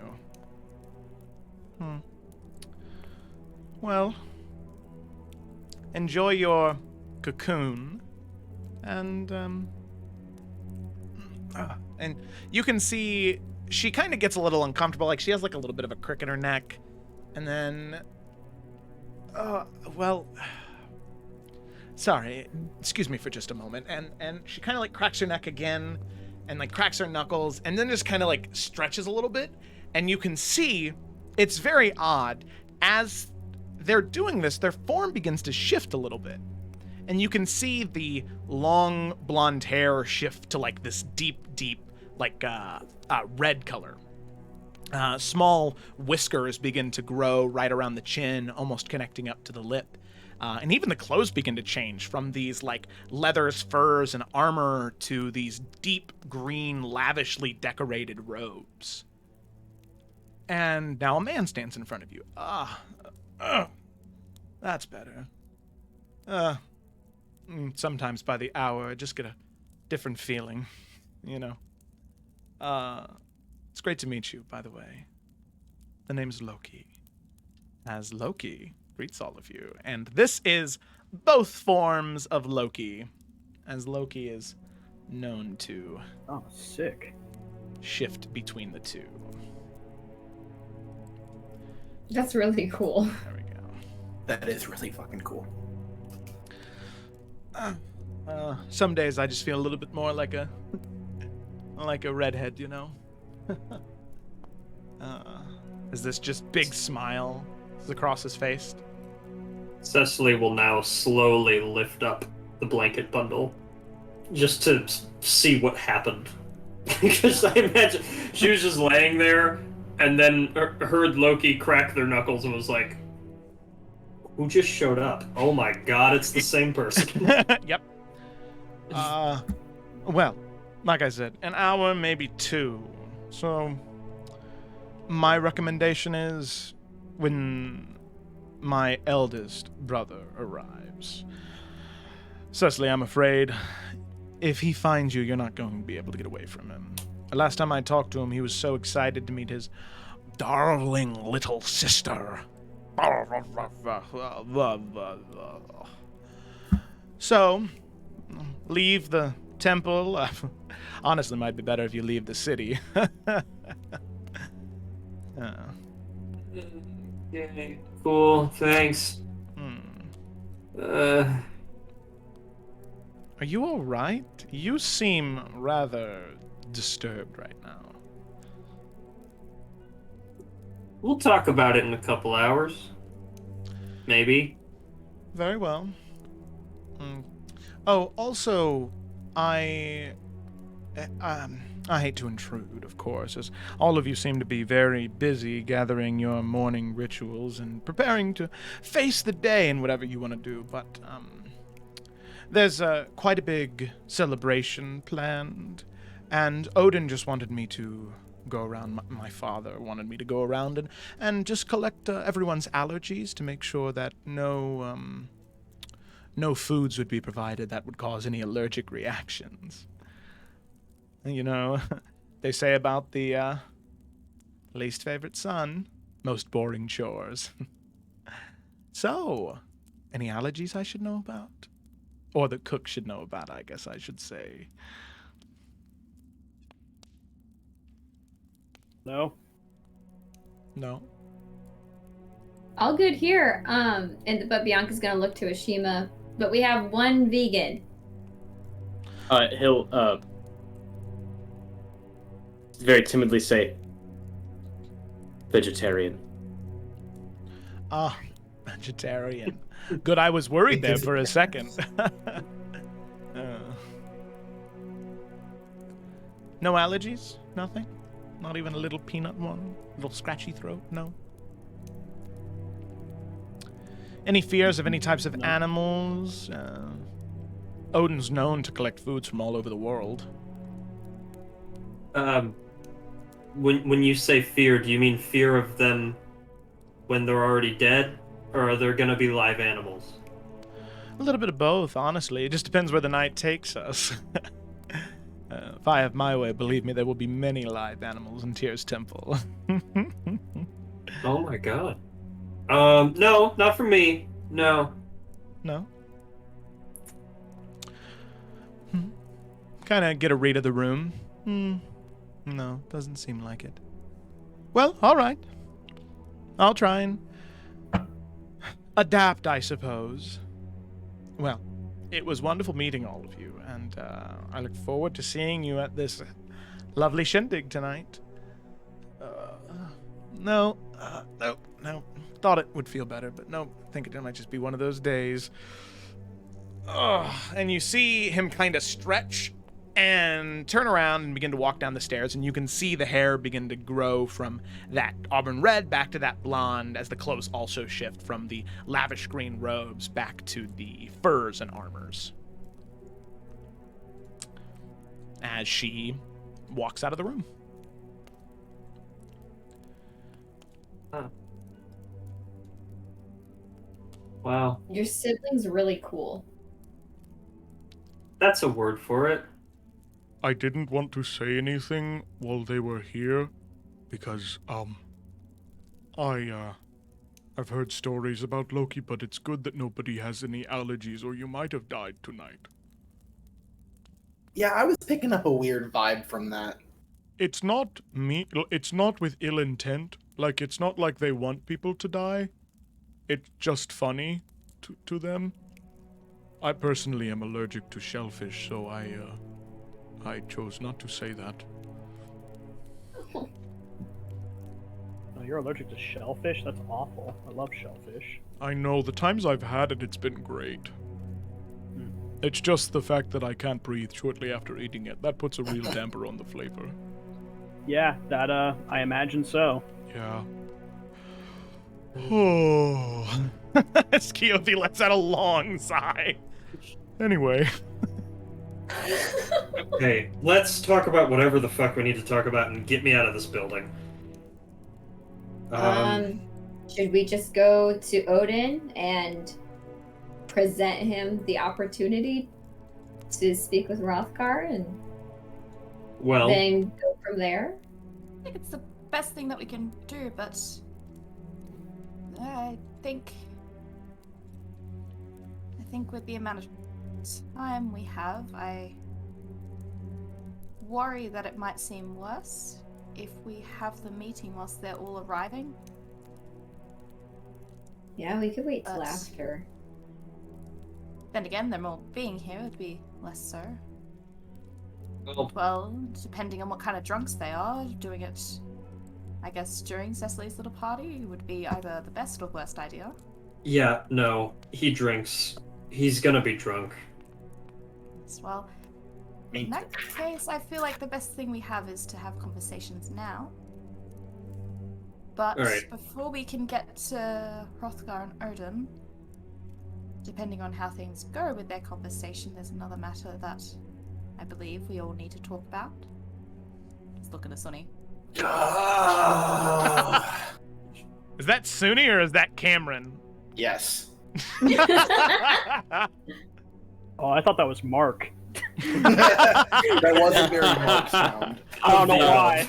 Could be Mark too. I thought that was Cecily being like, everyone just shut up. Oh my god. Before anything else, Cecily had something that she wanted to talk to you all about. Wow. Okay, busy morning. Look, yeah, before anything happens with the whole Odin Hrothgar thing, look, you two know that I have, I didn't talk about it much, but I know, Silvus, or whatever name he was using with you guys. And, I think before I do anything involving the tree, I want to talk to him. So, regardless of whatever else happens, I need to go do that pretty soon. And I need to make my decision on what I'm going to do about this tree before there isn't time to do that anymore.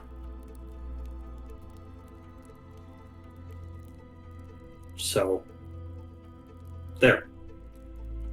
I'll be doing that, just so we all know. I think that makes things easier in Yeah. some respects.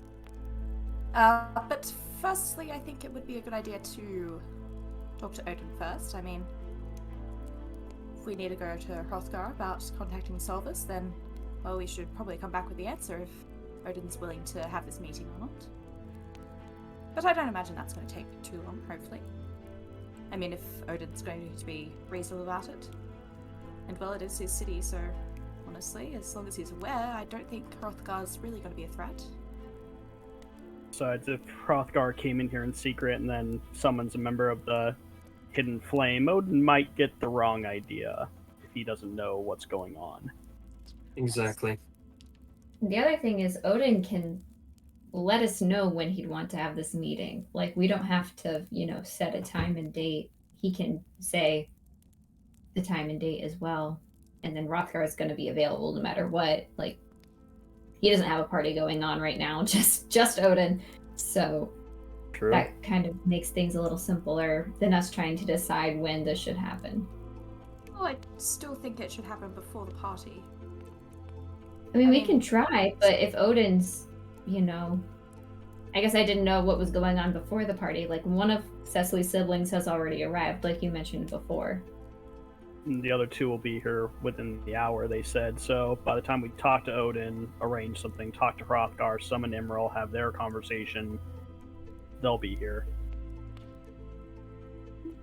I don't know if there's avoiding any awkwardness at this point. I mean, there's only so much we can do. I think awkwardness is less the fear.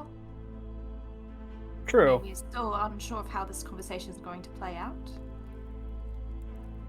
And, well, Hrothgar does have some anger towards him, so I worry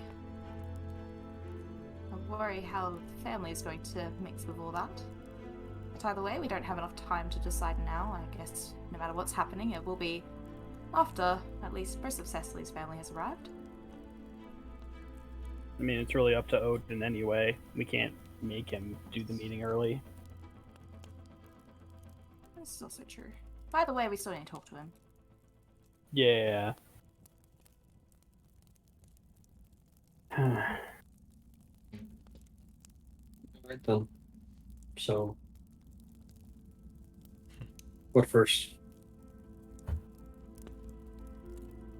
I guess I talk think to right. Odin, then go see Hrothgar with that answer, and for you to do what you need to do. Yeah. I would agree.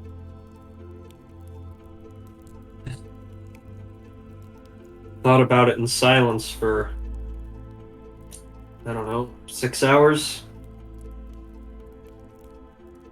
It's a long time for me to not say anything. Feel pretty confident about this. As far as the rest of the family goes, him... whatever. I'll have to deal with that later anyway. Okay then, let's just go ahead. Okay.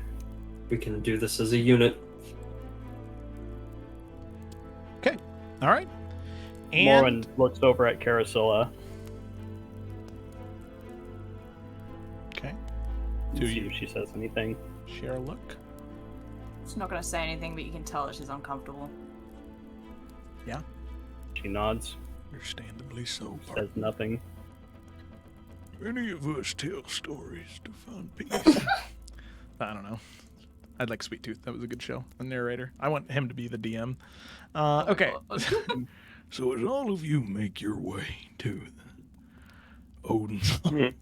Odin's office. What a great thing. Odin's study. He's got a cubicle. I'll be right with you. Click, click, click, click, click on his mechanical keyboard. Okay. All right. Oh my God. You make your way through the winding, interconnected, almost seemingly intentionally confusing hallways of Tyr's temple. And you know what's odd, Ashima? Something you would have noticed, and Cecily, you would have noticed having moved through them as much as you did. The hallways seemingly change. They connect and disconnect. Where there were hallways before, there is now nothing but solid steel walls or tapestries depicting great events throughout history.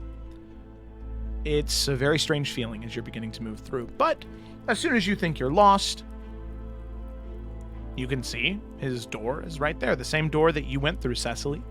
That same large door. And you can hear Odin's voice within, speaking to somebody. It's up to the group of you if you'd like to try and listen in, or if you'd like to just knock on the door and make your presence known. As you're approaching, though, you can hear him. You just have to make an effort to try and listen through the door.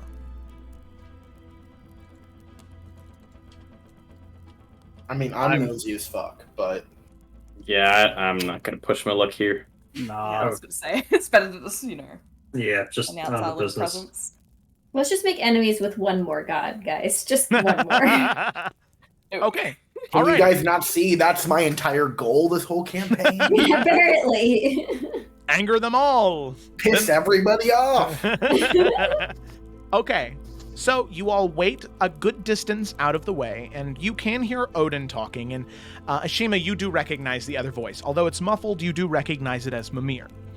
Oh, cool. Like that guy. Yeah.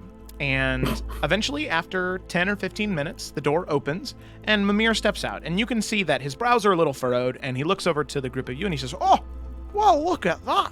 Last time I saw, you there in the back," pointing to Morwen, Sunni, and Cecily. "Group of you are asleep.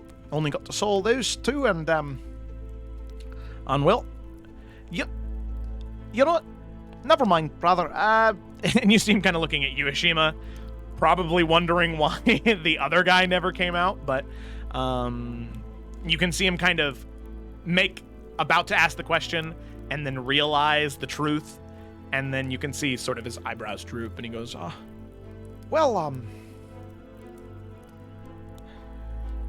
guess you're probably here for one purpose only. Sorry to have taken up the time, but you can head in now. Enjoy your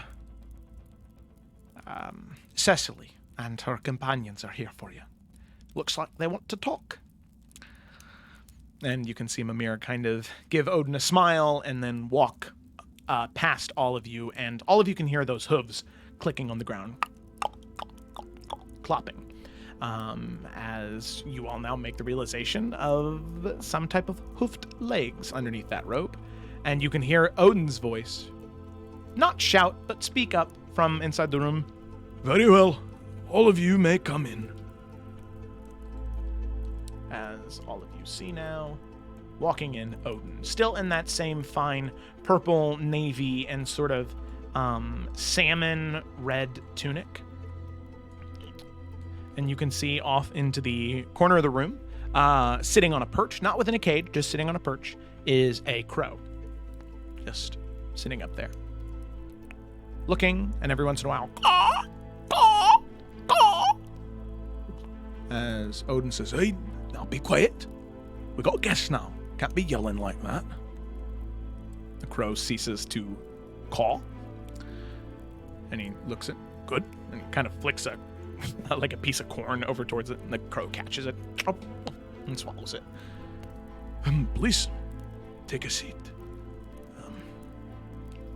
Or stand if you like. I must say I didn't expect this early in the morning." Yeah. Well, look. I heard you out last night, and now we have some stuff that you need to hear. And Cecily will just let somebody else take the lead on it.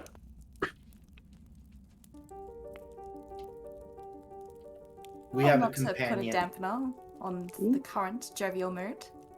But there is a more serious matter that needs to be dealt with.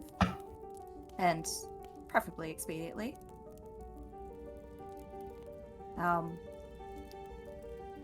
We also came with another person with us, a dragonborn, Rothgar. We're just looking very carefully for his response. Or I guess, reaction. No reaction. No reaction. Awesome. Hmm. And, well, he was one of Tyr's allies. And as such, And as with I'm that, sure you understand, there is... He nods Oh, at that. shit. Yeah. Okay. I'm sure you can understand that there's some tension. And perhaps some less than savory thoughts about you as a person. Oh. And so we have a desire to bridge the gap there. Allow for you to explain yourself, reasonable man as you are. And for, well, perhaps peace to be found. We convinced him not to act rashly, so long as you meet with him. I greatly appreciate that. Cecily, you know the whole story then, I presume? Yeah. I mean, the first impression I got of you was from him. That's why I wasn't so sure about you at first. Explains quite a lot. As a leader, and as a person of power, difficult choices must be made. As I'm sure Cecily shared with all of you, the difficult choice I had to make. And he sort of looks to read the room to see what everybody's reaction is if they're nodding. Yeah, Bianca would nod at that. Look at that, a raid for 11? Thanks, Lowguns, that's awesome. The party's talking to Odin right now, so that's kind of fun. Yeah, like the Odin. Yeah. Who also happens to be my biological father. Amazing. So he sort of leans over and I'm assuming everybody kind of nods that they know. Yeah. Okay. I'm assuming if one person nods, somebody isn't going to shake their head no, because that'd be awkward. Okay. Bianca's a liar. So he you says, know me. A leader must make difficult choices in times of strife. When things that they care about are challenged and threatened. And a good leader confronts these bad choices, and a bad leader wishes they go away. Cecily, I'll leave this choice up to you. If you wish me to have this meeting, I will. If you prefer I don't, I won't. If you wish to be there, all of you may. And if Cecily, you think it should be done alone, it will.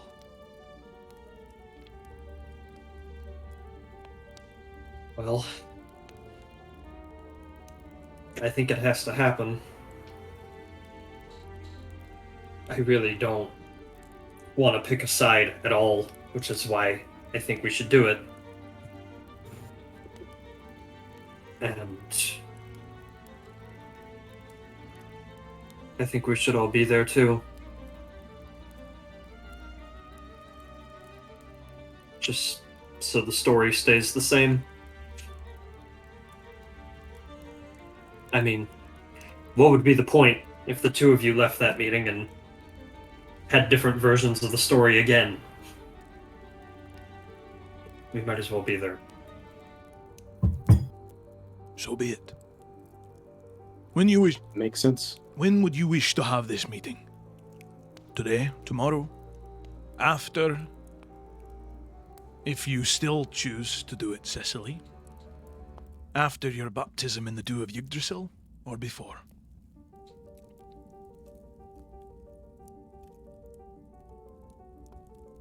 Do it before. Very well. If I do want to be baptized, I guess I'll let you know this evening. But before then, I want to see how this goes, and there's somebody I want to talk to about me and magic and all that. Very well. Where is this Hrothgar staying in the city? If you all wish, we can go now. I think it'd be best to, well, have the time to confirm it to him. And I believe there's another conversation that must happen with him before any of this. And I would like to add, I'm not sure if you're familiar with Rothgar himself.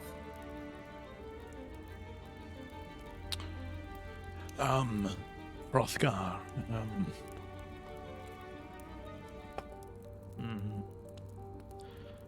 Ah, yes. Hrothgar, what is it? Damadran, right? Once light bearer, and as far as I knew, now owner of a tavern somewhere in the southern reaches of the Fractured Peninsula. As well, I would like to add that there is, given the current circumstances of the Children of Flame, intent for him to also retake a leadership position. And so I would like to have it out there that both of you are coming as well-needed leaders in a time of chaos. Of course. So I pray that this conversation will be fruitful. I'm sure it will. There's nothing that I would desire more than clearing my name, especially with someone as esteemed as him. There's nothing I care more about in this world than keeping my people, my city, and, well, truthfully, all of this safe from any harm. You have my word. Insight check. You can make an insight check. Can I Yes, this is piggyback on that as 18. well? You can, yeah. Yeet. Well, specifically, here's the thing. Before you tell me, and before I read it, what specifically are you inciting? Because he said a lot there. Oh, yes. Okay, so more so just looking to see that it is, like, that he does share that attitude of wanting it to be, like, you know, Civil. good meeting, not, like, hiding any, like, intention, like, doesn't have any, I guess, hidden aggression, anything like that, Yeah. that it just seems to be Okay. genuine what he's saying. Cool. And then, Sunni, what are you specifically inciting for? Yeah, I was gonna say the same thing, or not the same exact thing, but specifically if there was something like a veiled aggression towards Hrothgar, or if there was some type of, not lie, I guess, but half-truth about him, like, not exactly knowing who he was right off the bat. Okay, so, we'll go ahead and say that, right, just picking the one section, we'll go ahead and see the half-truth about lying about Hrothgar. If that's true for you, Sunni. And then for Caricilla, if there's ill intent. Okay? There he is. Huh? Okay, all right. Let's get those Does insights. there have to be ill intent? What? Oh, wait, okay, what? I wasn't saying, I don't have the On numbers your yet. roll. Oh, okay, no, I rolled an 18. Oh, 18. Okay, 18 and 15. So Sunni, as far as you could tell, he did seem genuine in his response. That he didn't remember Hrothgar at first, and then did after he thought about it for a moment. And then with an 18, Caricilla? Yes. Yes. Okay, yeah, doesn't seem like he has any ill intent as far as you can tell. Okay. Seems really genuine. I hate how good of a guy he seems like. Ugh.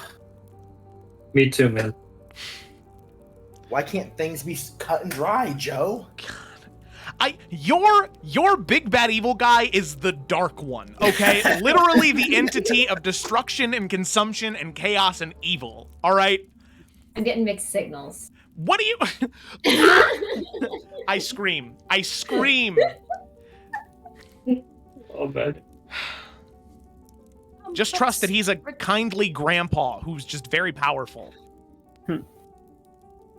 But regarding where this meeting is going to take place, I'm not sure if trying to hold it in a tavern is the best idea. Well, And I'm aware that there's going to be more company coming into the temple. So I'm not sure if there's possibility to have I guess, more private chambers here? Or perhaps another location? One where things cannot be interrupted? Well, And he kind of thinks a little bit and says, I can think of two options. They're very secluded. And, well, I can guarantee where there will be none of my children or brothers or sisters. I know it sounds odd, but it's very easy. The top of Tyr's temple, there is a shroud of magic above it. That, unless I permit someone in or out, there's no way for them to go in or out. So that means my sons, and I can give everyone the ability to leave whenever they see fit, upon entrance. Or, if that makes you uncomfortable, the only other place where there is no activity that's safe, because, and I don't say this in a patronizing way, please trust me on that. Going outside of the city gates in and of itself is dangerous. Even stepping outside for a brief 10-minute conversation can lead to unnecessary bloodshed from the Uljit or any such clan. In fact, we've had word of strange hyena-like creatures, gnolls, from an ocean away at our gates. So, I'd recommend that we not pursue that one. The only other option we have, where I can guarantee that there will be no one there, is that of the Underbound Arena. And I know that sounds like there's an implication there of fighting, but as I said, you have my promise. Should he not spark conflict, you won't have any on my end. But the Underbound Arena is always empty if there is no fighting going on. Anywhere else, you're bound to run into, whether it be Magni or Modi, Balder, Thor, any of them, or Loki. You can run into any of them. Those two places, the top of my temple, the top of Tyr's temple, and Underbound Arena, are the two places. The choice is yours. I would personally prefer the first. I mean, regardless of whether people intend to fight, I think being in an arena such as that will set the wrong idea. But if you're able to have a space where only you are able to dictate who leaves or enters, it seems to be the best option. Very well. I think so too.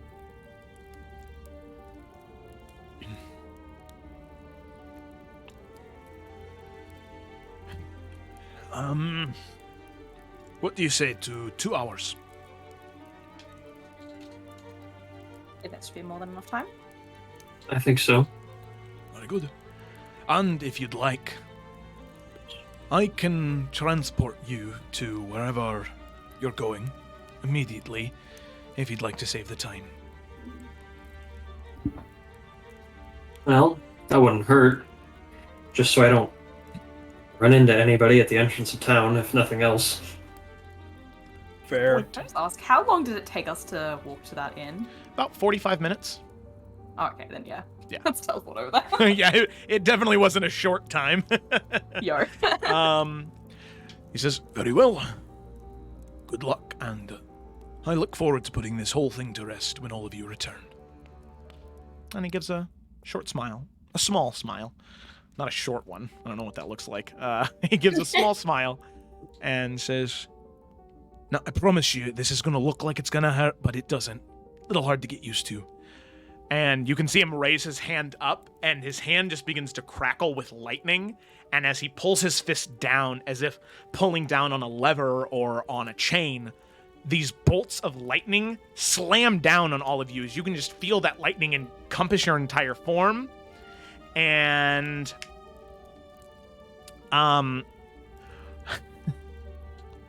As all of you are wrapped up in that lightning energy, you are teleported outside of the Lion and Lamb Inn, and I realize that you all didn't tell him that's where it was. We would have. You would have, Yeah, we would have. Yeah, He asked.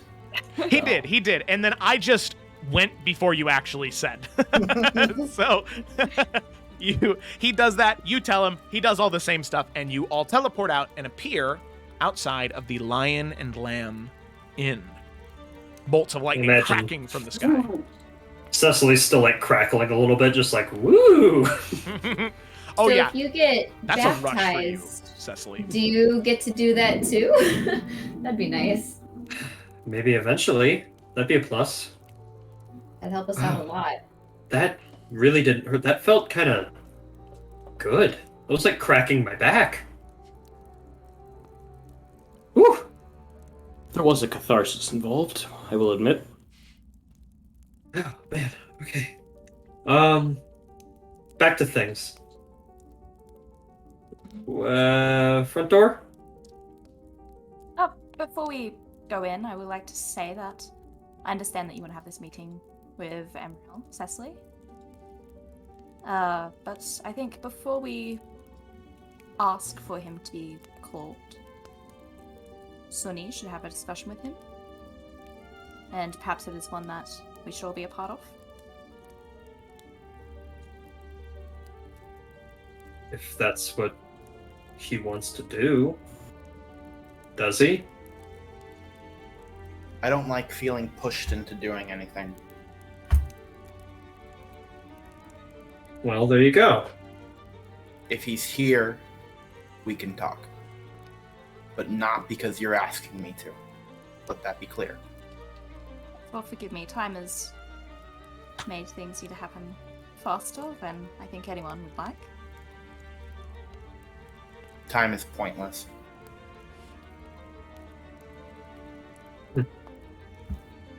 A little bit. You said it. Oh, that was very sad. Oh God. Oh God. So- Existential dread campaign. Oh jeez. No. Yeah. Okay. You're So supposed to be the stable one. Hi. So, as all of you make your way into the Lion and the Lamb, you can see Hrothgar, not dressed in armor, but dressed in traditional Jormungandry attire, specifically that for the city of Fjardeleth, sitting at a table. You can see that he is drinking, not alcohol, just drinking some type of steaming liquid, maybe tea or warm milk. And he is just sitting there. He looks up towards all of you. And you can see him ready to stand, almost to follow you, as if, like, ready to go at that moment. Ready to jump on this opportunity. And as soon as that's happening, that's where we're going to go ahead and take just a brief 5-minute break, and then we'll go ahead and hop back. Ooh. That's just the best break point we're going to have this entire session. So that's where we're going in. We are... I'm so hyped for the Oshima sad arc. It's going to be so different. I never thought it would happen. Oh God. Yeah, Connor, when you and I were talking, I don't know what you had in mind, but that's what I was thinking. Oh yeah, well this works. I am very happy. Yeah, because I wanted something that was really, not Headies has a negative connotation, but I wanted something very, thought heavy that was just a concept, that was a really big concept. Does cyclical reincarnation have an impact on an existence's ability to make changes like that? And is it really destined that the Dark One's going to destroy everything? Or is that just something that he's done so often that that's the way that it looks? I want that to be your choice, whether to end the reincarnation cycle or to keep it going. Some heavy BS to throw on somebody, Joe. I'm excited. No, I'm very happy with it. Yeah, Listen. I mean, he's throwing it on Connor. I mean, I think he's the one most equipped for handling a tough philosophical moral question. Yeah, listen, and it's not like I made Connor kill his dad, okay? Like I did that to my own wife, all right? Let's not rate evils here. Everybody goes through a rough time in these campaigns. Yeah, that's true. Okay, so we're gonna go on a quick break real quick. So, can you respond to the thing I asked you about? Because it's going to inform my decision. If there's nothing, then that's fine too. Oh, okay. About the Yeah, the thing I messaged you about. You can respond over the break if you want to. You don't have to do it right now. That's okay. Make a religion check for me. Okay. We'll say that much. 17. 17? There is... You know what? Actually, there's no response. There's no connection. Oh, it's actually a 19. I didn't add my modifier. I'm sorry. I didn't think I had one. 19. No, it still doesn't... Okay. There's no response. These remains, while they react to you trying to touch them by moving out of the way, it seems as though that it's not a connection, as there's no living thing attached to it, since it was taken from a time when the thing was dead. Mm-hmm. Yeah. So at this point, they're just a material. Mm-hmm. Okay. All right. Break time, and we'll be back in 5. Break. Gotta deafen myself, and we'll be back. If you see any yellow flowers or firewood, grab that on the way. No red flowers. Okay. Sure. Who's gonna be quiet as we're traveling, but he's gonna be some of the metal that he took when he left Water's Wake. He's gonna be crafting something. Oh God! Is everybody good today? Like, are we good? This you guys have spent the past hour saying, let's see, all right, well, I got these magic candies here, and where's the water on the ship? It's everywhere. It's under the boat.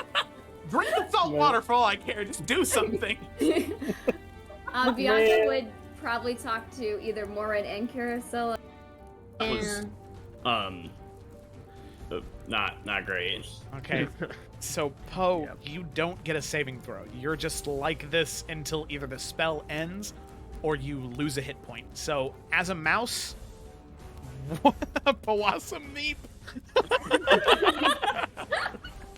Nice. That's going in the quotes. And Blossom Meep. Yasmin, I can make you a lock that you can try and pick lock or something, just to get your get that out of your system. Like a fucking fidget spinner. I can give you a fidget locket or something. Desmond's gonna kind of like look Poe straight in the eye and say, well, first of all, yes, please, but second of all, that's not the point. We laugh now, but he uses it to his. Betty. You don't mind. You got some of that spittle in your beard again. It all froze. I didn't know what I'm doing with me spittle. I'm just saying. Right. A little messy. No reason to Why is it so dark? I'm gonna. You brush? Is that blood? You just spit blood? Clip, please, clip. I know what I'm doing with me spill. You see him kind of getting his armor sorted out as he gets out, and he just... Alright, let's see what all this trouble is. And you see him just passively glance and see Ellie on the roof and just... Oh, fuck. Oh, it's real. Oh, fuck, indeed. And he's kind of absorbed in that, so that has also bought you some time. Is there supposed to be music? Does anyone want music?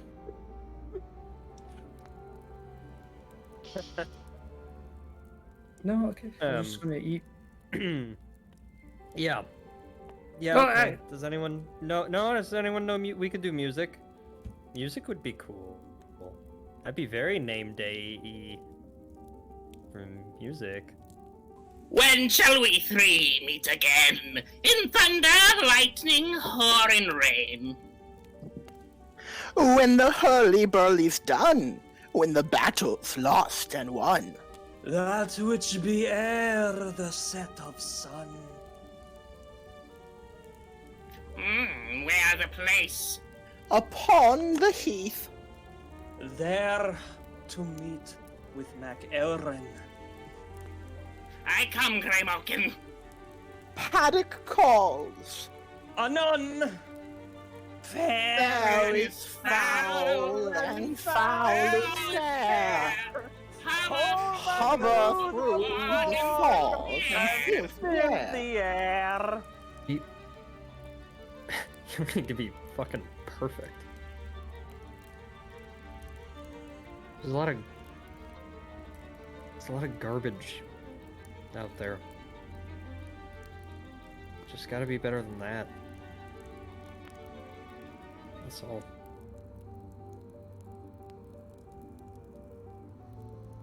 That's a high enough bar for me, at least. I'm ready, but the main use of it I saw that was truly badass was one of the players used Force Cage, and then one of my other players used Silence. So they basically just trapped an entire group of guards in a Force Cage, and then started just shooting them from afar, and they screamed silently like they were in a void of space until they were all dead. So cool. And we're back. Yep. They just Listen. It's not. Well, That's fucking well easy, Harry. I'll fucking help you kill him. I'm that. It's just one thing that I need to do. But I'm worried because supposedly this woman, Bianca, I think her name was, she serves. Friendo, I've been back here the whole time, didn't see shit. Shrugs. I'm sure it's fine. It's probably. Grok pulls out his revolver and shoots in the sky.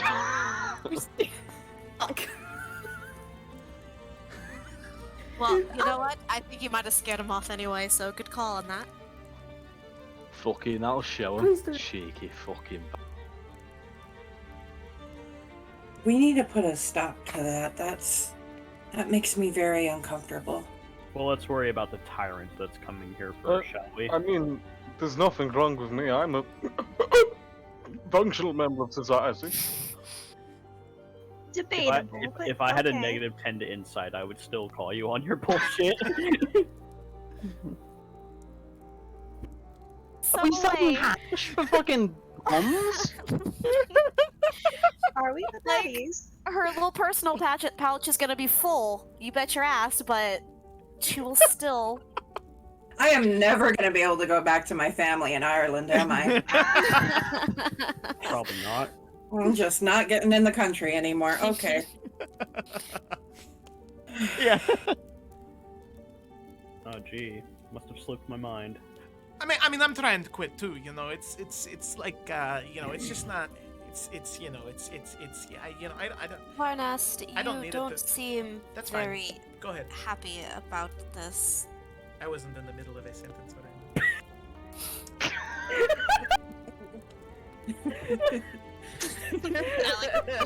Just completely disregarded. I would say, based on what we can do, and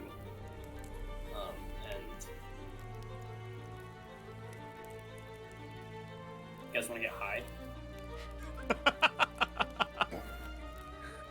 I mean, mushrooms. it's either that or smoke weed every just day. kind of vibe. That's a 4. So that's cool. Really pretty for. So she's gonna go ahead and get her Baramichi Saber, but because she went first in initiative, this is gonna be a crit if it hits. Oh my god! What in the fuck is happening? Those dice are. Speaking carrots right now. I thought when she said I have to go tend to the garden, it was some kind of like, Ethereal you know, just time. like I need to go Yeah. tend to the garden. That is time. No. Just I'll be right back. Nope, this time looks like a real one. It's right there. Okay. About All 20 right. feet away. Hey, it's because she's tending to the perennials. Okay, I think it'd be best if we split up now. Does anybody want to donate $11? You know what? I'll donate $11. Wait. Hold on. I got you, don't fam. give money to children. I've got a better idea. Don't give money to children. Quote me on that. Someone clip it. I'll give you one of my flashes of genius. Yeah. So first strike. Oh, natural 20. Nice. I'll roll for the second attack then. 2 dice. What the fuck? Is that? Dude! Oh Okay. my god. I think the Medusa is dead. Into each other. As I said, I have a feeling we'll be there presently. Perhaps let's go right for now. And by that, I mean right. left. Wait. Is left to the sarcophagi? East. Okay, yeah. Okay. Ishima's right, but our left. Yeah. Alright, we're gonna y'all. My head. Okay. Wait, just say east.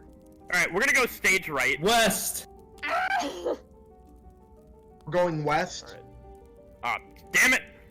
Okay. Right? Is that wait? Oh shit! Do I have it wrong? But that's east is if you're looking at it like on the. What the fuck? Oh my god.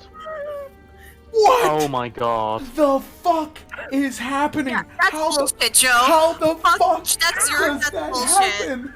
That's bullshit. Do you still have inspiration? You do! You do! Use your You Christmas do! inspiration. Use your Christmas Use your inspiration! Christmas You need to inspiration. use that inspiration. Oh my god. I want to use the inspiration. That's bullshit.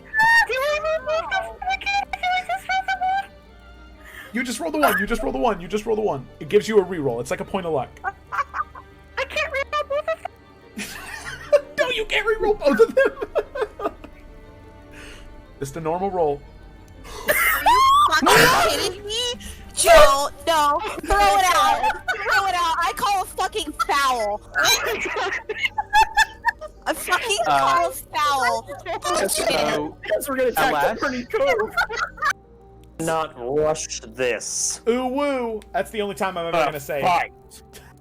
wow, these colors are pretty magical. Do you have colors like this, Mr. Giftman?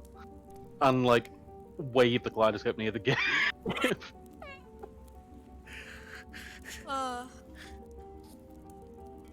He's compelled to answer all questions. He is compelled to answer all questions. So he would go Sorry. No. No. It's okay. No. I think you're great. I'm a mess.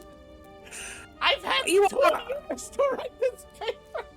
2 years? Oh, Jinx. Sayla's losing her shit. She's just fucking laughing in the corner, just so you know. From the movie with Bradley Cooper. Oh god. The American Fucking- Sniper. Yeah. Okay. Luckily, Jareth was that guy. Okay. Chris Pyle. Yeah. Whatever his name is.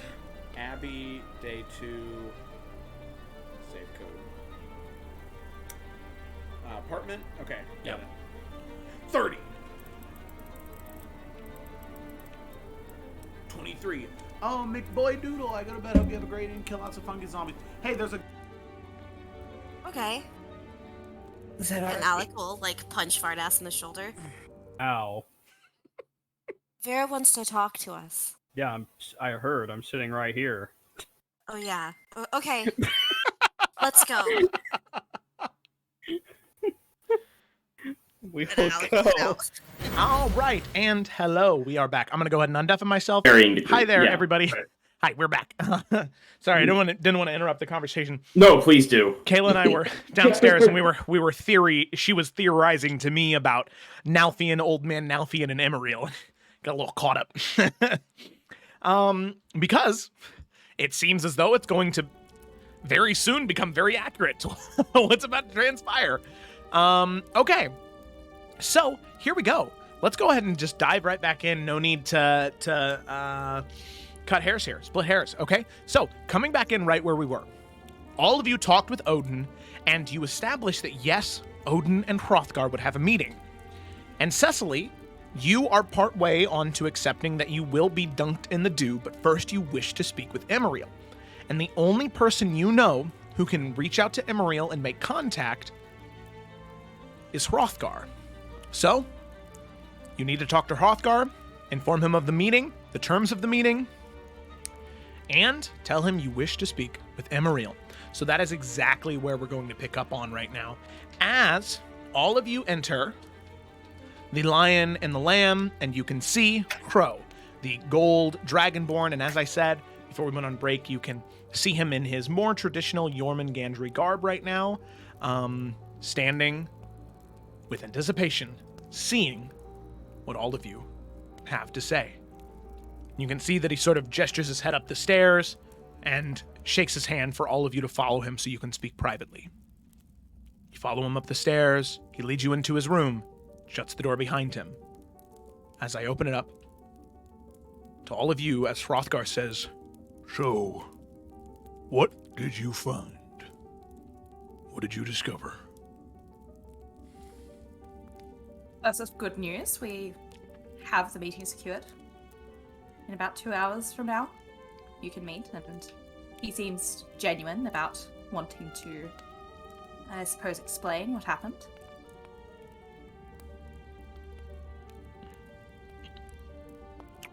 And?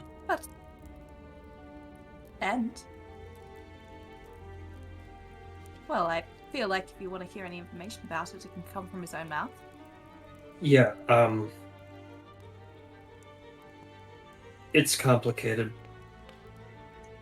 And I would rather, you not go into it already making up your mind.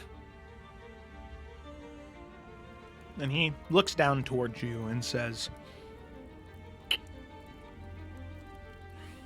I may be a rash man in most things in my life, but I promise all of you, you're sleeping on it,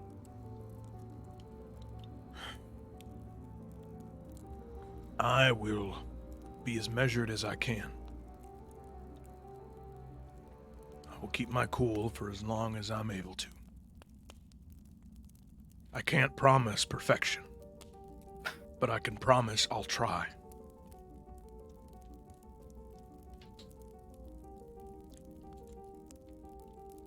That should be enough. I don't know how you're going to respond, and I guess I can't really blame you for however you do, but I think once you hear him talk, it'll make a lot of sense.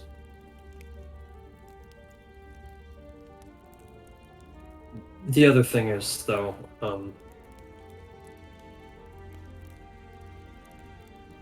Sylvis,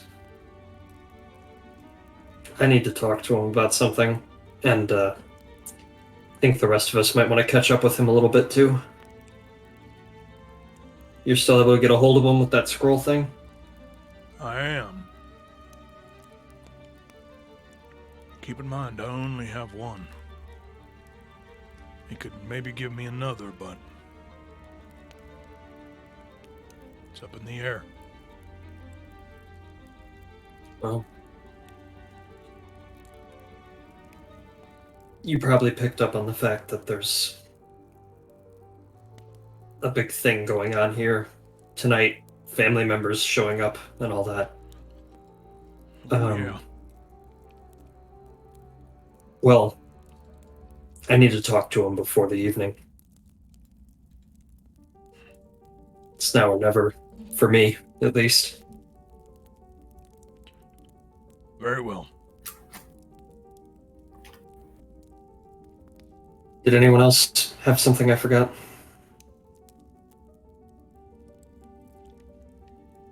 There's a little cough in Sunny's direction. He exaggeratingly rolls his eyes in hers. Yep. Nope. Okay, I guess we're good. You see, One more thing. I don't That need could to be talk about it best. right now. I can talk to him about it when he's actually here. So you want to speak with him? I'm I wasn't gonna sure have if you wanted to talk to everyone before he came. We can all talk about it together. Well, that's what you want. None of this is what I want, but that's okay. I don't think any of this is what anyone wants. I just cast my vote that we do my thing first in case this turns into a screaming match. Okay. All right. With that, Hro reaches into his bag, pulls out his scroll, and you can see him begin to incant the magic on it. And he says, Solvis, this is Rothgar. I'm cashing in that favor. Lion and the Lamb, Fjordalith. As soon as you can. Now it's a waiting game. Hopefully you can. and you see Rothgar kind of stop for a moment, middle of a sentence.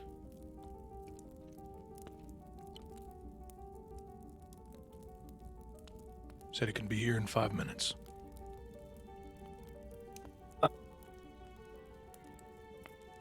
Okay, that was actually a little faster than I thought. Well, alright. Guess I will prepare my words. Okay, yep, this is actually happening now, and back to stress pacing for Cecily. Wait, how many minutes did you say he said, Joe? 5. 5? Okay, Sunni will look to everybody else and say, well, if there's anything you want to say about my situation before he gets here, you better say it now. My only, I guess, input would be if he can destroy it, I think he should, and I think he should do it in front of all of us. But that's just my thoughts. Also, like to add that although I would want his permission first, I am able to cast magic that will make him only be able to speak the truth. So at least we would know for certain of his intention. You would have to trust me that I would, cast it and that it works. And I can tell if he's affected by it or not.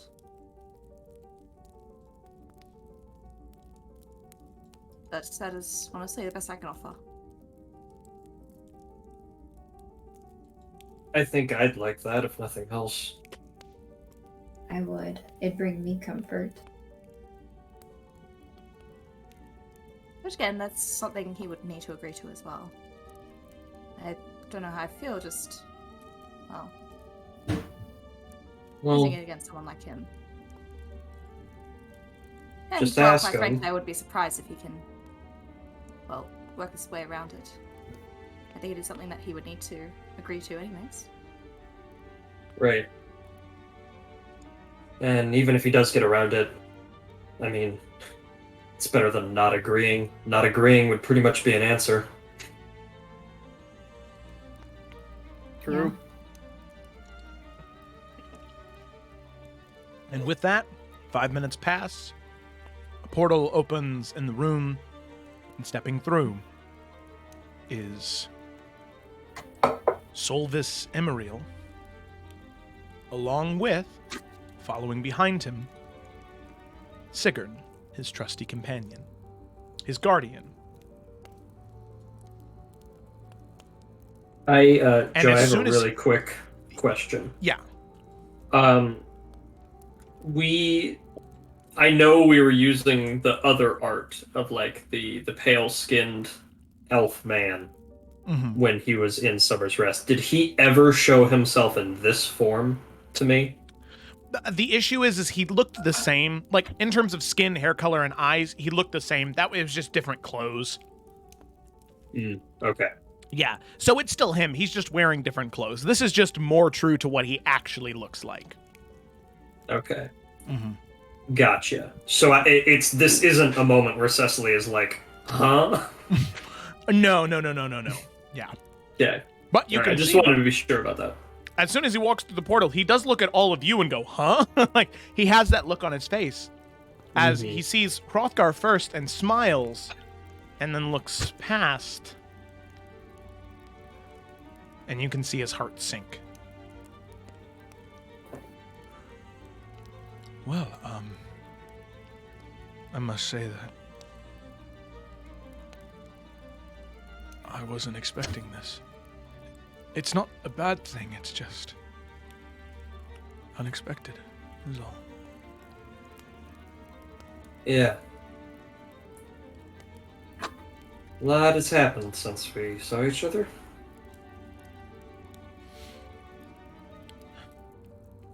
It looks like it. And sort of looking at the no longer Poe, but instead these two. And I'm assuming at this point, knowing that you were meeting with Emerald, the two of you would have worn your Children of the Flame attire. Yeah. Should we? Yeah, okay. I was just assuming before. I did. You can do what you want. Well, fuck, when she sees that you're wearing it, she's gonna shift into it. Right. Okay.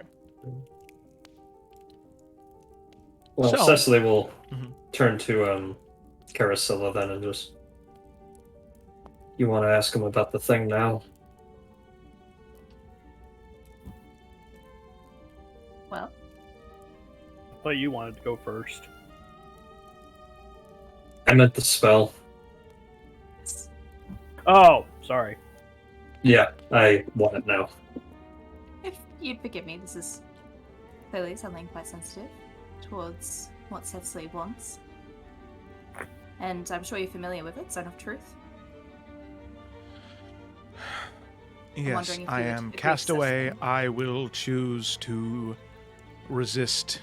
I will choose not to resist its magic if it makes you feel better. Just get it over with. Okay, yeah, she'll cast it. Yes, okay, all right. Rather demeaning, but fine.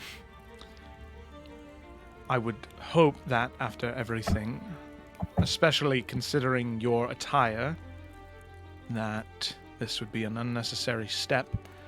But if it provides you some sort of comfort, then it does. It's not for us. Yeah. Then I'm afraid I must ask. The last time we had met, you trusted me with that shard of obsidian, something you had found that had been given to you by cultists of the Dark One. You trusted me with something very important and very dangerous, and now you haven't seen me at all, you haven't heard from me at all, and your trust in me has changed. I'm very curious as to why. I apologize for being direct, but I'm just very curious.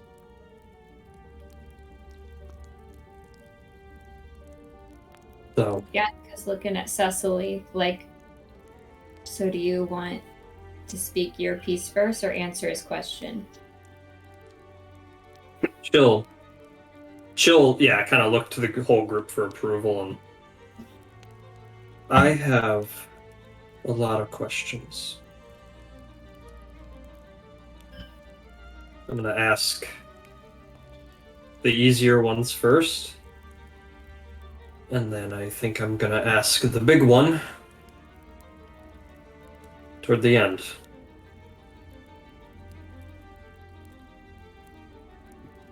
I want to trust you, just like I want to trust a lot of people.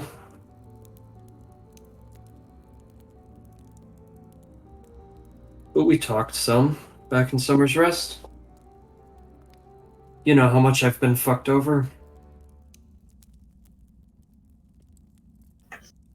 And we've learned some things that are making me have questions.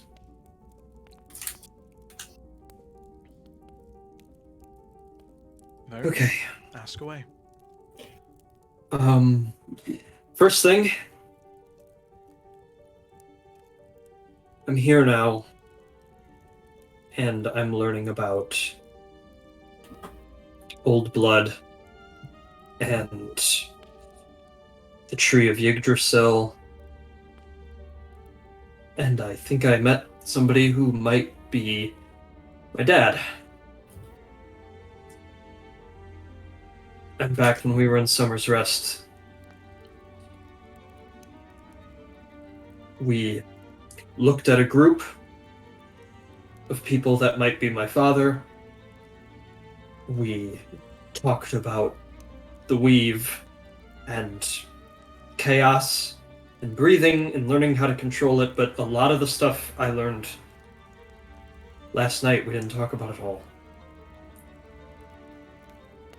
And I just want to make sure that you weren't hiding anything for some reason.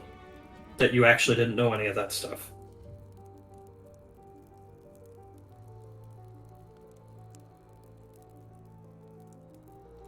Very well. In regards to the group of people that I thought was your father, from what I knew, you were someone that, from the knowledge you had given me, you were someone born in Water's Wake. You lived there your whole life, and you traveled to Summer's Rest. Well, not of your own volition, but you ended up in Summer's Rest. Of the information I knew and that I could have gathered, as I think all of you should know, as much magical and arcane power as I may have, I'm not omnipotent. I make mistakes. And I'm slowly coming to terms with that.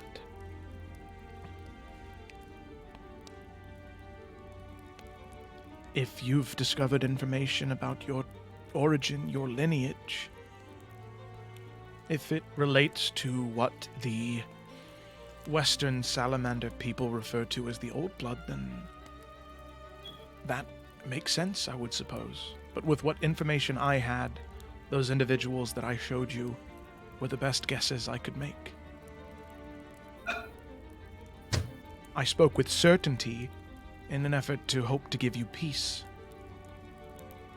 There's no worse feeling in this world than being uncertain about your fate, about destiny, wondering whether you're good enough or whether you are just a pawn in some game. I wanted to give you closure, and perhaps I was wrong to do so. Maybe I should have been honest. I don't know what the right answer was.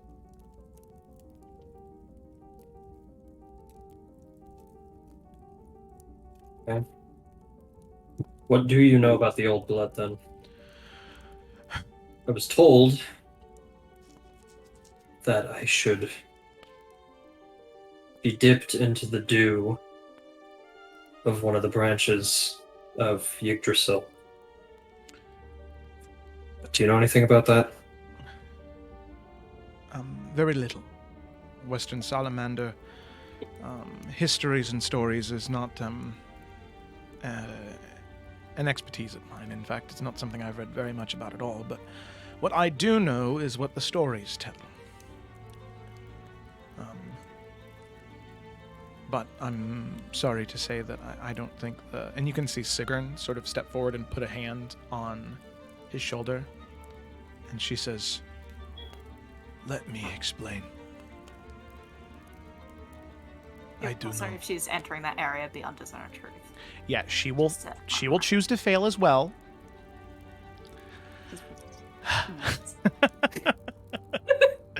Oh man. All right. Bards. Oh, Jesus. Paladins, clerics, God. Trust people. God. You made a world of eyes go. We have to know Listen, this. if any one of you had that ability in real life, you would use it constantly. Oh, hell yeah, I would. All right, so Anyway. Sigrun steps forward, and she says, "I know the origin of the Old Blood. It's a story passed down in my family, and all of my sisters know the truth of this story.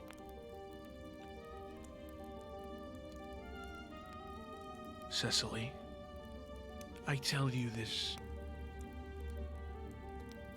so you may know the truth. And I hope that it gives you peace, but know well now it may not.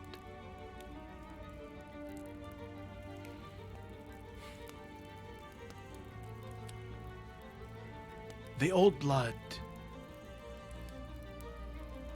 can almost be considered more of an affliction or a virus, to speak plainly.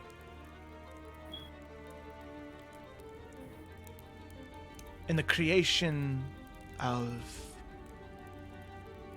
what we know to be Jormungandr, Osri and Vanri came to this land looking for a home for their people. And they found a land of great cities, great rivers and mountains and trees, taller than anything they've ever seen. They found men and women, tall enough to touch the tops of mountains, tall enough, strong enough to uproot trees just by grabbing on to the bases of them, holding the trunks and removing them.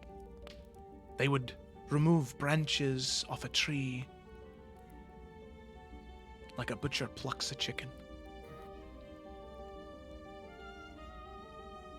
The giants owned Jormungandr.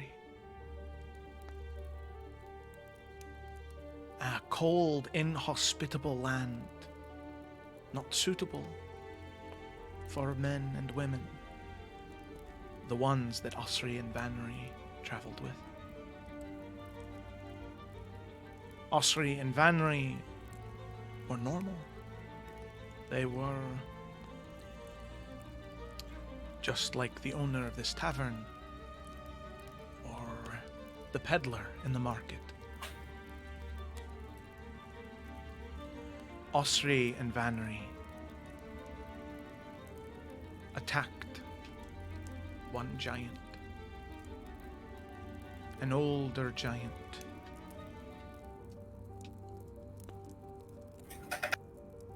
And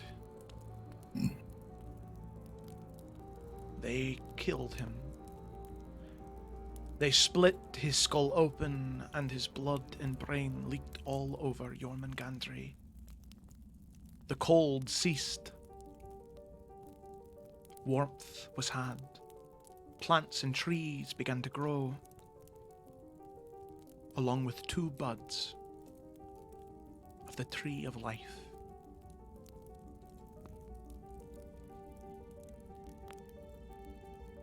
This giant's name was Ymir. The first giant, the father of all giants. They killed him to create a home for their people. But that was not nearly enough. They saw the power the giants had. And so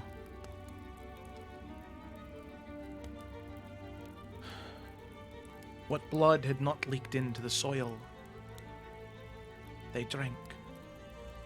Powers awoke within them. Great powers that caused unnaturally long life, allowing them to master the blade, the spear, the sword, the axe, magic of the natural realms, better than anyone had done before that they knew of. It was called the Old Blood, because it was here long before they were. And each descendant of Ostri and Vanri are descendants with that blood coursing through their veins,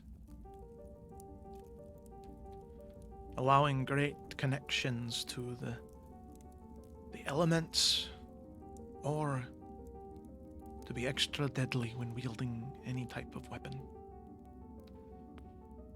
Me and my sisters are of the Old Blood.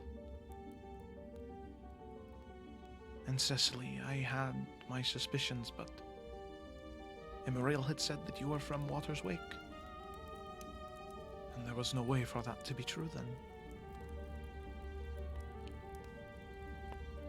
The only way to truly awaken these powers, to grasp them, to keep hold of them,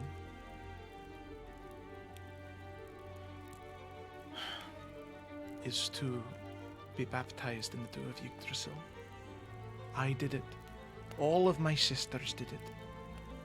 Odin, Thor, Loki, Hel, Ran, all of them have been. All of them. That is where it comes from. And I hope that it has brought some peace to you.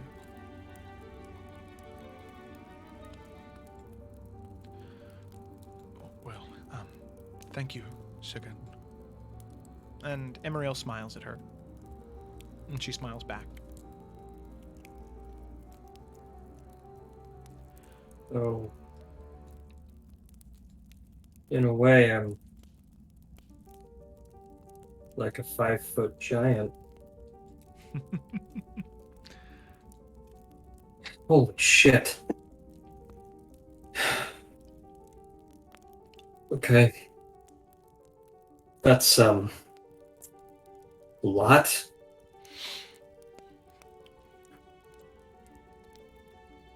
So, just one more question, just to be extra clear. Is there any reason I shouldn't be baptized? Or if I ever really want to get a hold on myself, is that what I need to do to tame this curse?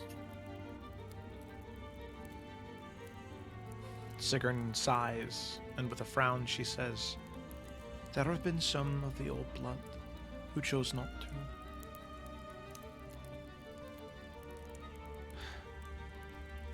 The power consumed them, drove them mad. For those that did have that connection to the elements, eventually they stopped controlling them, and the elements started to control them.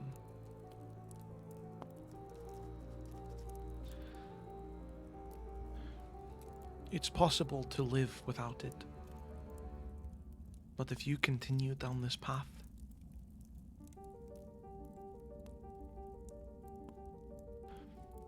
I see no harm in doing it.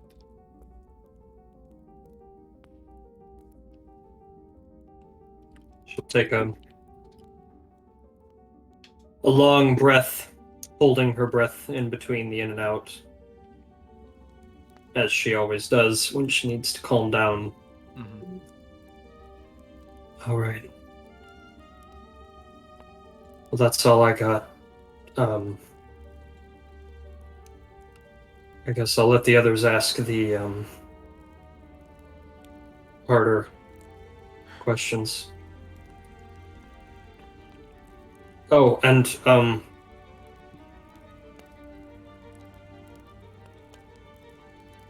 I just want to say this before anything else.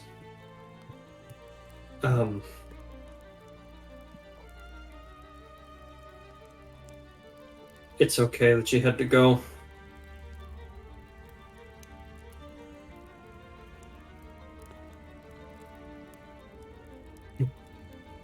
I could say more, but I guess I'll just leave it at that. You can see that he does look genuinely very sad.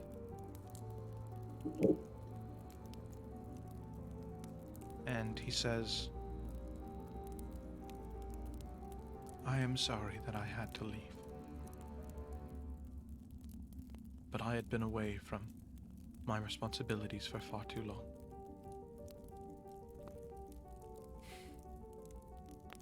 And Caricilla, once again, you know that everything that the two of them have said this entire time has been 100% truthful."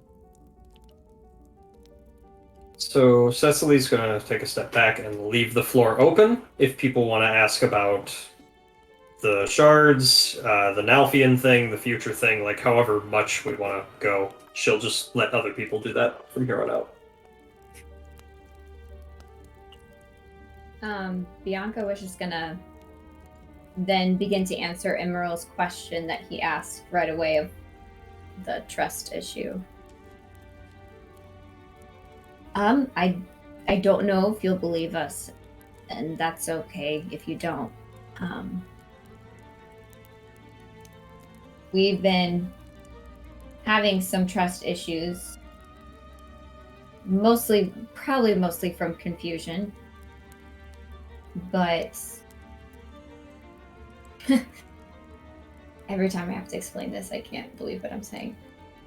And she's gonna try her best to explain what they saw in the future, and she's gonna make sure like anyone can stop her if they don't want. She's not gonna like rush through it. If somebody's like, maybe we shouldn't say this, just stop her. But otherwise, she's just gonna say like, look, this is what we saw, and I think that's a reasonable reason enough for not trusting you right away. You know. Yes, I understand now. You know, they say that your past can never escape you, regardless of where you go. How much time passes, it always be there, haunting you like a shadow. You just can't get rid of. There's something that all of you should know, and I'm sorry I didn't tell you initially. This is very valuable information, and should it fall into the wrong hands, it could end very poorly. And lately I've been a little too cavalier in revealing this information, but you all deserve to know.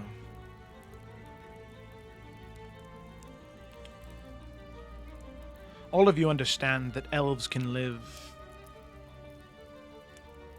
extraordinarily long lives. 200 to 300 years at the most. Any longer than that, unless there's some type of magical extension like that with monks or with druids, their life is extended exponentially because of it. Wizards and sorcerers have a similar way to extend life. Some choose to do this through the spell Clone, by creating an exact copy of themselves with the same abilities and skills and knowledge they had when they created the clone, and then upon their death, their consciousness, their soul travels into that new form and is free to do what they wish. Other mages, who, at least by most people's standards, are less powerful, they instead create a simulacrum. Simulacrum is a creature, it's a copy of yourself with all of your knowledge, your spells, your abilities, everything. All of your memories up until that point as to when you created. The only difference is a simulacrum has no soul. Upon its death and destruction, it turns into a clump of snow on the ground.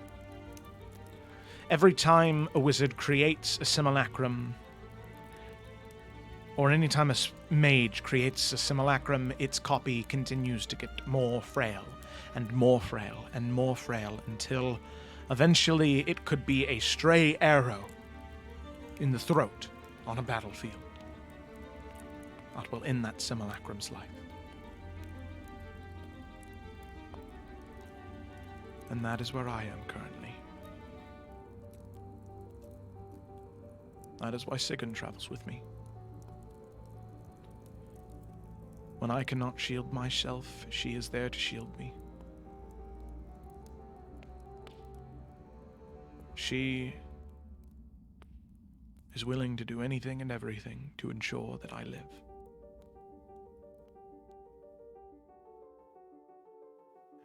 And I appreciate her very greatly because of it.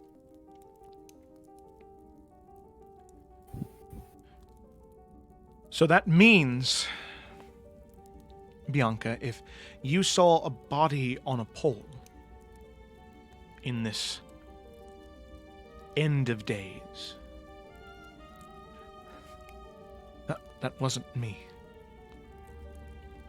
No, that was... I mean, that was me, but it was the real me.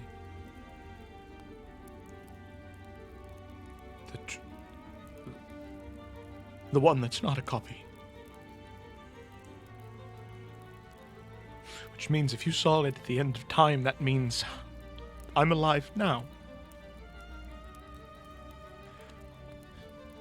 And that means I didn't do anything. It means I didn't do anything when it all happened. Why didn't I help?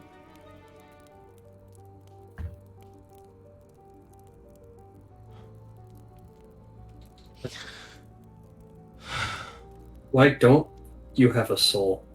Why'd you do it this way?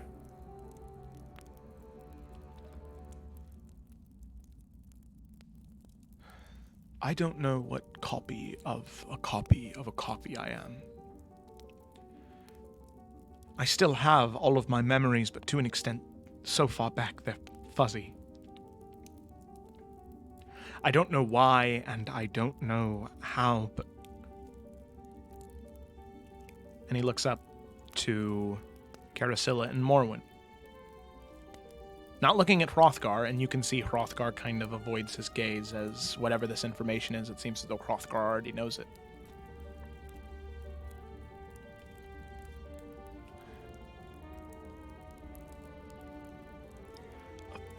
Upon its creation,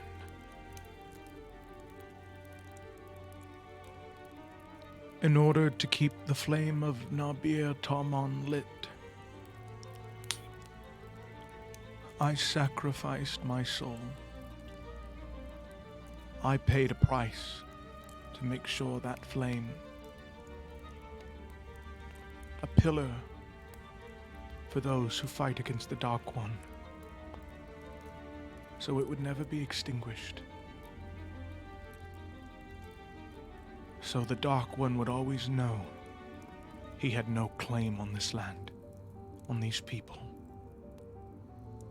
They were protected.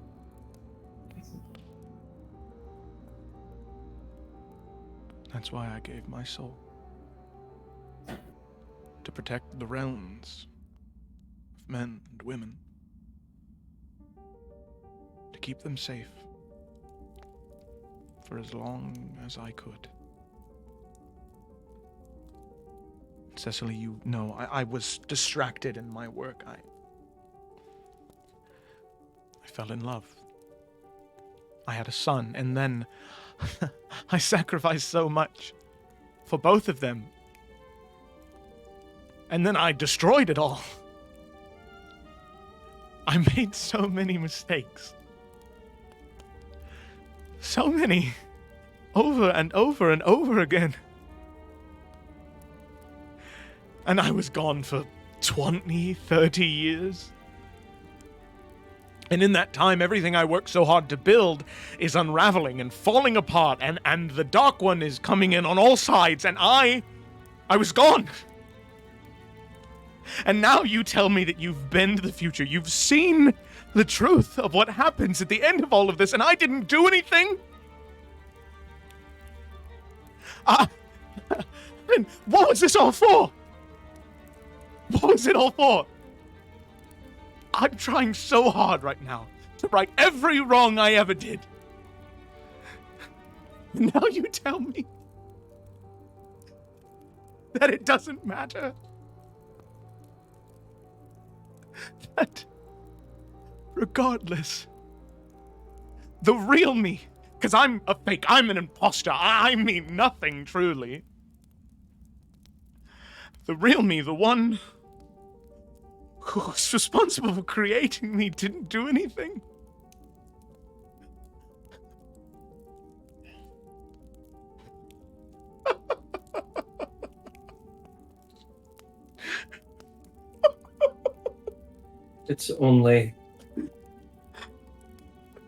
It's It's only like this if we fail.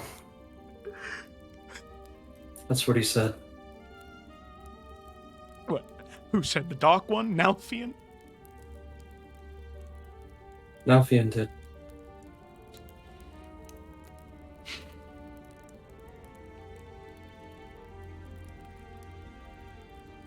Look, I don't know how much he really knows, but he sure as shit knew more than we did. He said there were some things we had to do to make sure that that reality didn't come true, and we're trying to do them right now. And we're not gonna fuck up.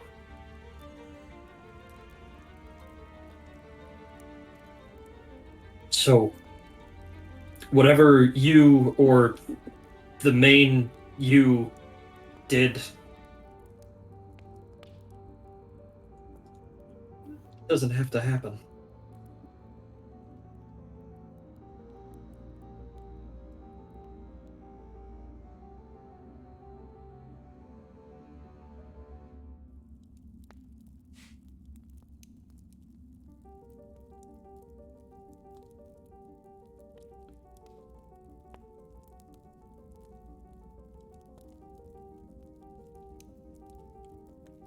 I think regardless of how much we have currently, if we give up our hope, then we have nothing. Even if there's only a slither of a chance for things to work. Certainly not worth giving up on. For no matter how many terrible things of the Dark One that's going to be released into this world, hope will always remain.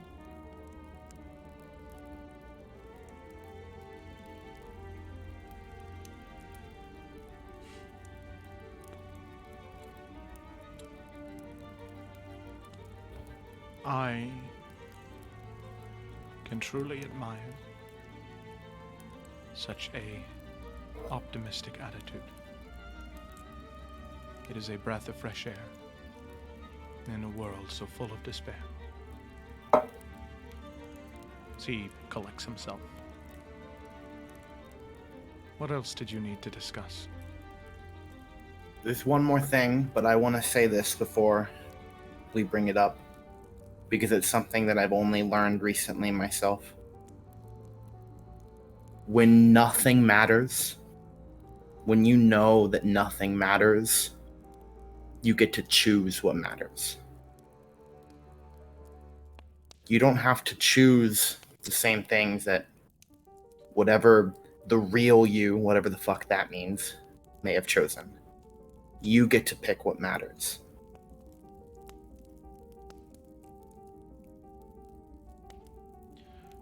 But here's the last thing. And he will pull out the vial. What do you know about Bahamut? Bahamut is the Platinum Dragon, the god of dragons and dragonborn, the protector. In some terms and references, he's referred to as the creator. Two halves of the same whole, that of Tiamat and Bahamut. Claimed by some as the creators of existence.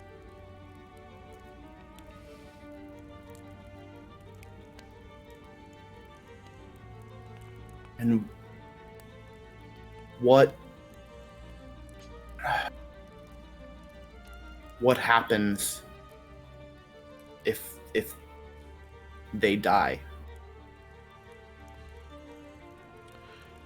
Well, in order for a god to die, they must be killed in the realm they're tied to, or they must have their realm destroyed with nowhere to reform it. It's mostly common in evil gods, less so than those of law and good. As with any evil entity, whenever they're killed on the material plane, they reform in their natural plane. But in order to kill one, Celestia would need to be destroyed in its entirety. And then there would be the act of trying to kill Bahamut in the first place. So it's not entirely impossible, just highly unlikely. But I'm assuming that if you went into a realm where there was nothing but this Nelfian Baynir,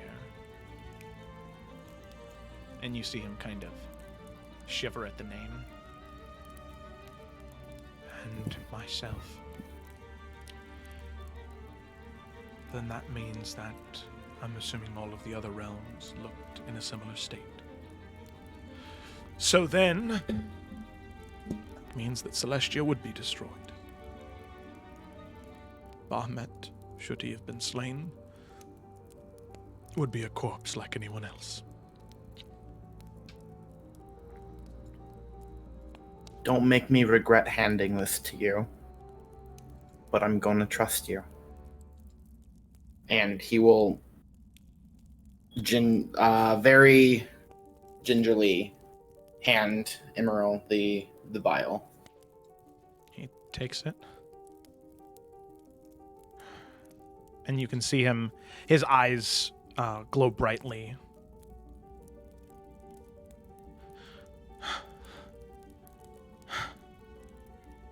This is... Yes.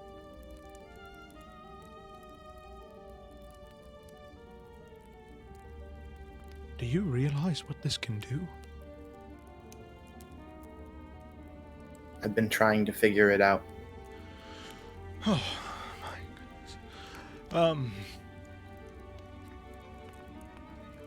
goodness. This is veins, shavings of platinum.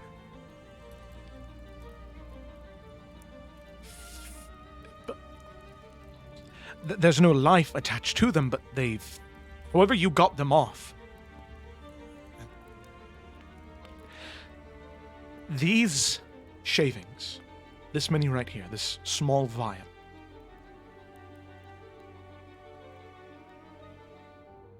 this is how it was done. What? The slaying of so many powerful mages and gods. This can be enchanted and applied to any weapon.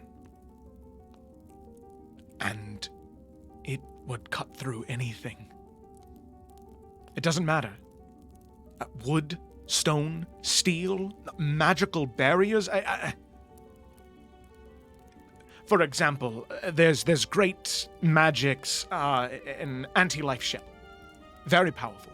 Prevents any life from entering into the sphere. Absolutely impenetrable. Aside from an equally powerful mage dispelling that magic. These materials, if applied to the weapons in the correct way using the correct incantations, could be used to cut through any magic. Whatever magics protect me, whatever magics protect the great vaults in the College of Hearthcrest, or even... And you see his eyebrows drop. Or even the seals of the 13.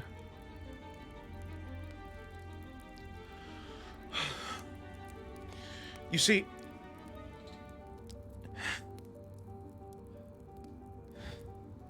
and you can see his breathing begin to increase in pace.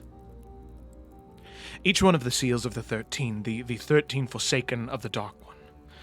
As all of you said, you've already met one, Wicker.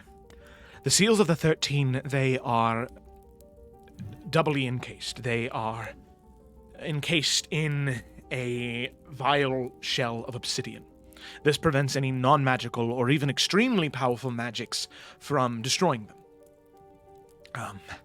But with a powerful enough darkness or force or magic or energy from any source could destroy it and shatter it, thus leaving a small shell, a small bead. Some are larger, some are smaller, but that bead cannot be broken. That seal cannot be broken unless there is some massive power of divine energy that shatters it. A final failsafe. Should the Dark One amass enough power to break open the first seal, they should never be able to break open the second one. With something like this, they would have been able to only use it once, and then the weapon would have been shattered. But there's enough in here for 7, 8 weapons.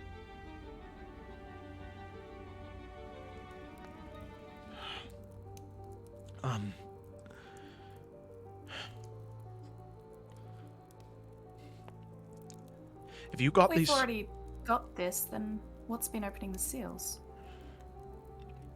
It wasn't just Wicker, there was another that my sister and I encountered, Nakare.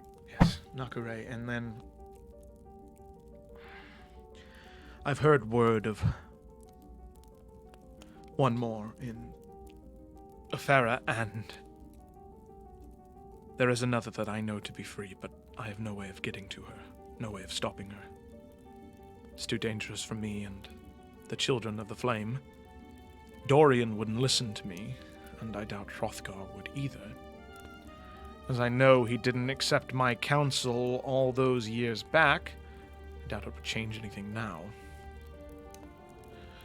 I know of 4 now. 1 in Afera, 1 in the Underdark, and then the 2 you've just mentioned.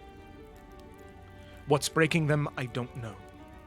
There has to be some massive wealth of divine energy that is either being tricked or manipulated into breaking these seals. I don't know what that is. In fact, that's what I've been spending so much of my time trying to figure out.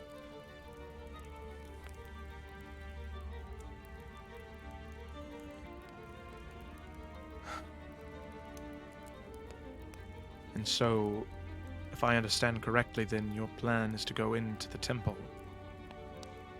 find whatever was found in that Temple of Time to the north of Yardleth, and stop the heist.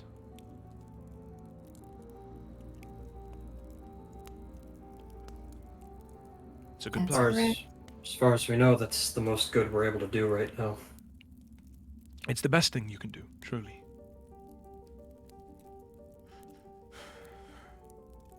There are others you should know about. I've done research, and my intentions were going to be different, but now with this information, I have a feeling things are much different now. There are others you should know about who are tied to this conflict. A group of, truthfully, heroes in Afera. Morganic Samela, Varnas Talmaru, Alex Silverfoot, Zamir Casario, and Sailor Riven. Those 5, you may have heard of things happening in Afera. A revolution. They were the ones who freed the natives from the captors, and they also killed Duradine Dupree in the Gemstone Archipelago. They are very strong, very brave, and I trust them a great deal. They've proven themselves to be valuable allies. There are others in the realms of Iverion. When I heard Nalthian Baynir, I had assumed that it was an agent of his mother.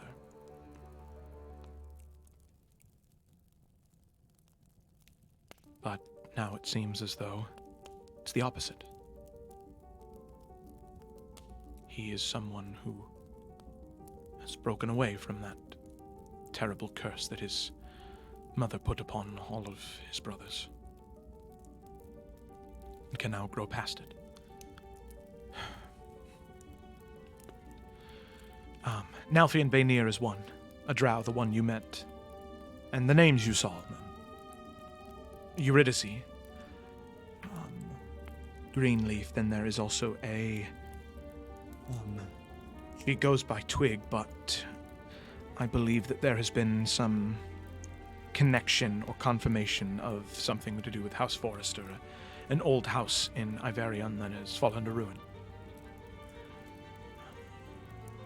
There is also a Grok.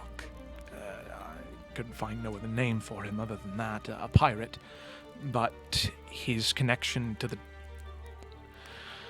Davy Jones, the Flying Dutchman, has given him great powers to aid in this fight against whatever forces are there within Iverion and Tarkir. These people are your allies in this. They've proven themselves to be fighting against the Dark One, whether they know it or not. Not exactly sure where those in Iverion are, but I was searching for Nalfian anyway, but now I need to find him. I need to share with him and ensure that this older version of him found him and was able to communicate that, and hopefully I can give him some peace.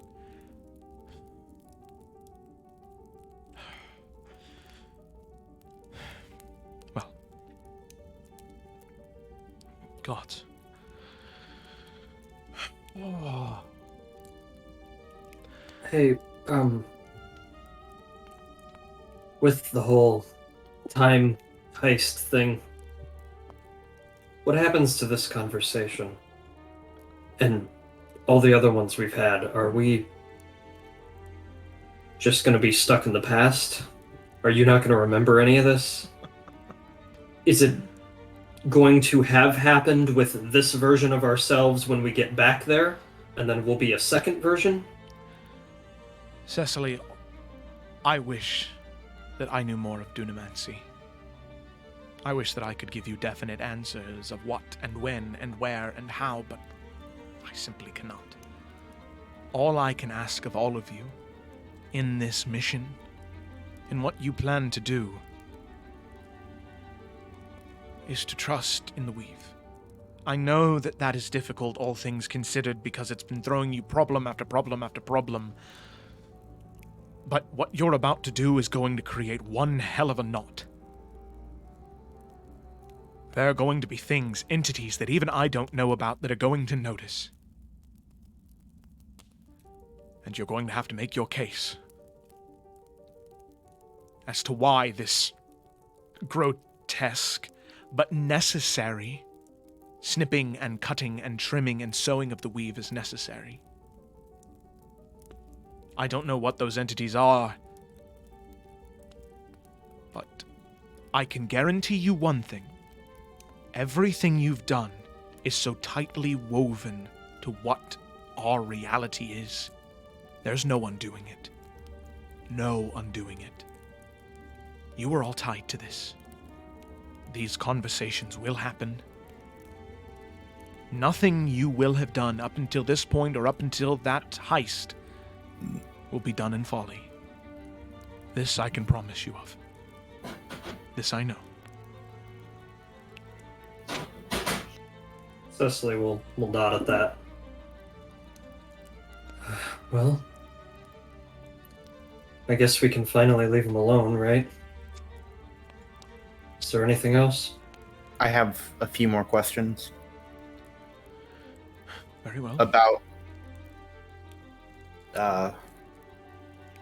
what you're holding right now. How does the process of enchanting a weapon with something like this happen? It requires expert blacksmiths. Not just that, but arcane blacksmiths. Those who've trained for their entire lives.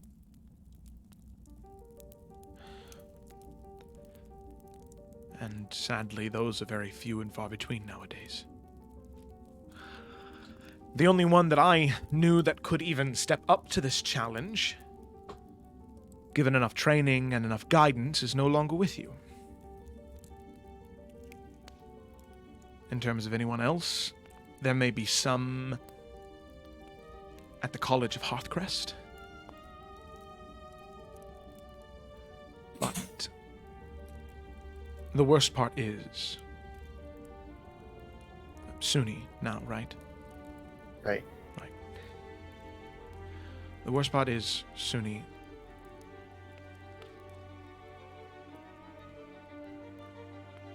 I will do everything I can to destroy these. But they're meant to be invulnerable. And if I cannot, I can promise you I will tell you that as soon as I know, and I will take them directly to the headmaster of the College of Hearthcrest. For any of that, do you think one of these expert blacksmiths could enchant them onto metallic scales? Hypothetically, of course. That would be very dangerous. There is a great deal of magical energy that's used. Fire and lightning, just pure arcane energy in general. In order to apply them to a weapon, it needs to be made of mithril or better in order to withstand that much heat. On scales? Attached to a body? I'm sure the person would die before the transfusion was successful. I figured. And whoever this hypothetical owner of these metallic scales may be, you should inform them that if that did happen, their scales would be very valuable, not just to the Dark One, but to entities who hold a great prize on harvesting rare ingredients.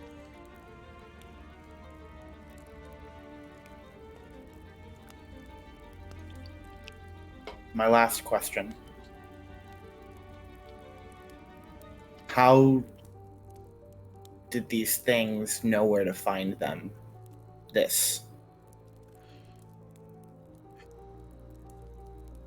Well, if it's true what you say about what the Dark One has said to you, I always suspected that alternate realities could exist.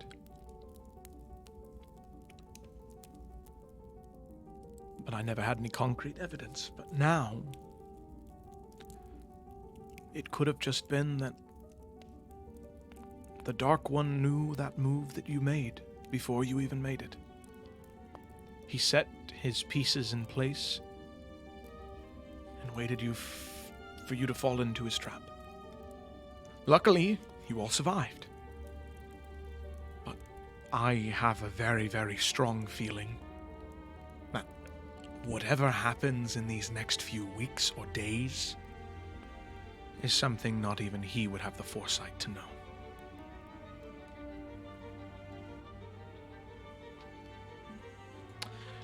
Real quick, this conversation's been going on for about an hour and a half at this point. Ready to wait.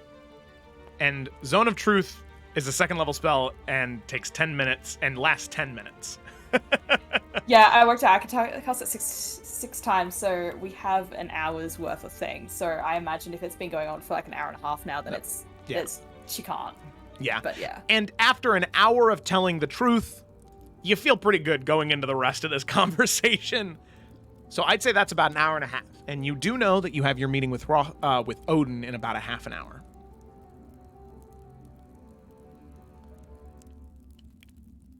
We're just so popular, guys. I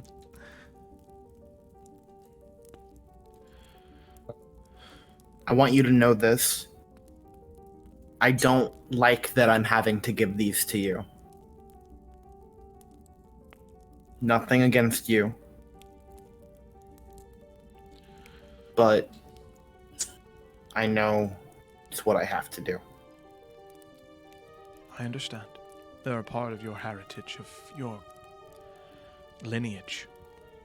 It can't be easy, but I truly believe that you're making the best choice here.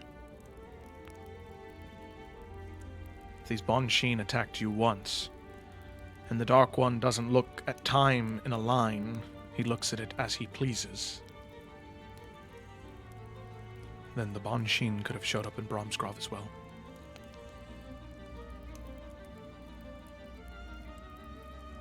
And you can see at a small bag off to his side, he tucks the vial in there and looks to all of you and says, well, if there is nothing else, I believe I have one Nelfian Banier to find. Yeah. Thanks for all that. Apologies for early precautions. It's all right. I understand. I truly wish the best of all of you, and I hope that this journey is successful.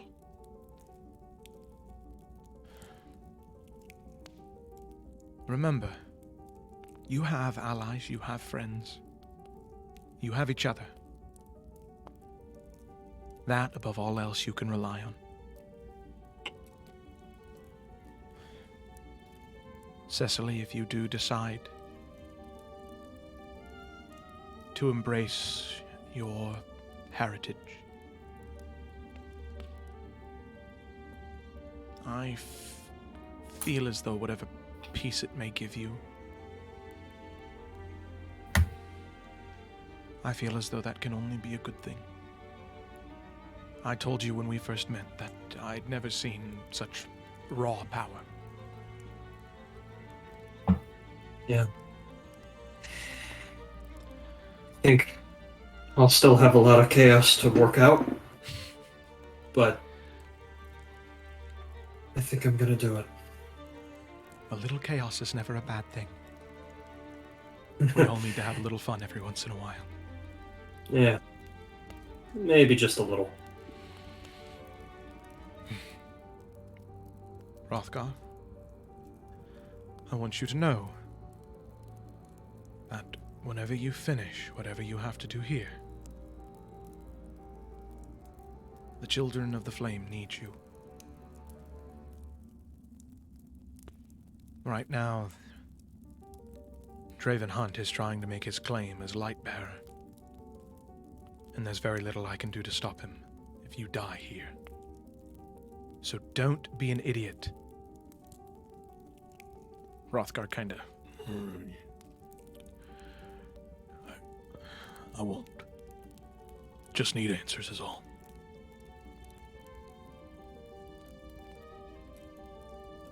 Tell me that he hasn't actually made the proper claim, right? He's just vying for it? Mustering support. And does he have that support?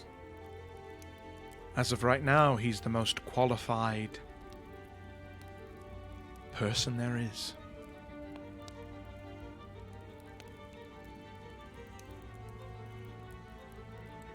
There are many words I'd use to describe that man.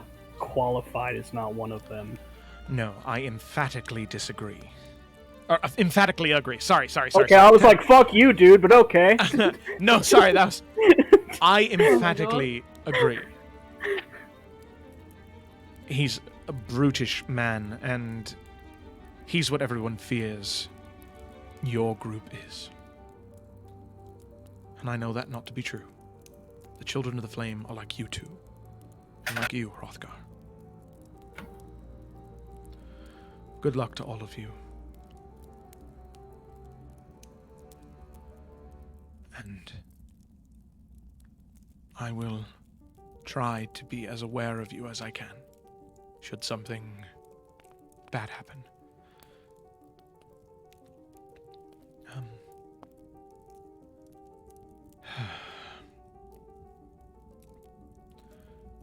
Farewell, and enjoy Bromsgrove. I hear it's beautiful that time of year. With that, he turns.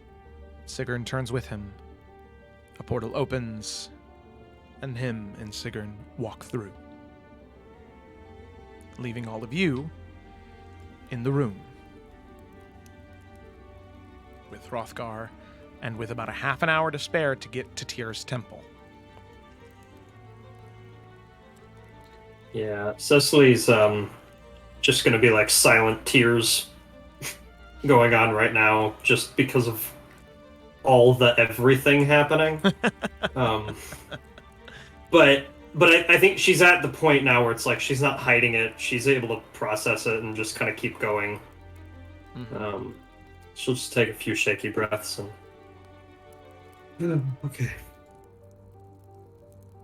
I got what I wanted. That takes care of, like, 4 of the things. Wanna go do the other 4? And then eventually go to sleep? I'm already so tired. You still have a party to look forward to tonight. Fuck. You're right. We're all getting drunk, right? That's the plan. You know, plan. I might. I just might have to. Embrace your culture, Cecily. Yeah, last time I did it on accident, that was less fruitful. Maybe I could... Okay, just give me a second. She's just gonna go off to a corner a little bit. Okay, all right. And with that, I mean, you guys have very little time to spare. Like I said, it's about a 45-minute walk, and you have about a half an hour till 2 hours is up. Let's run. Yeah. Jog, friends. Yep. Okay. So you jog, you make your way back towards Tyr's temple. And from there, as you approach Tyr's temple almost out of breath, you can see Odin waiting at the gates of Tyr's temple. And you can see Hrothgar stare him down. And as the two of them stare at each other, Odin says, "Well, why don't we get a better view of the city?" Smiles, and with that does the same thing, clutches his hand, pulls down, bolts of lightning claim all of you as you appear on the top of Tyr's temple. As you stand at the top of the building, you can see the entirety of the city all around you. You can see people buzzing around the streets and in the marketplaces. You can see, everything from where you're at. The wind is blowing, and you can hear the waters of the coast from where you're at, and the snow that is currently falling. The winds whooshing past your face.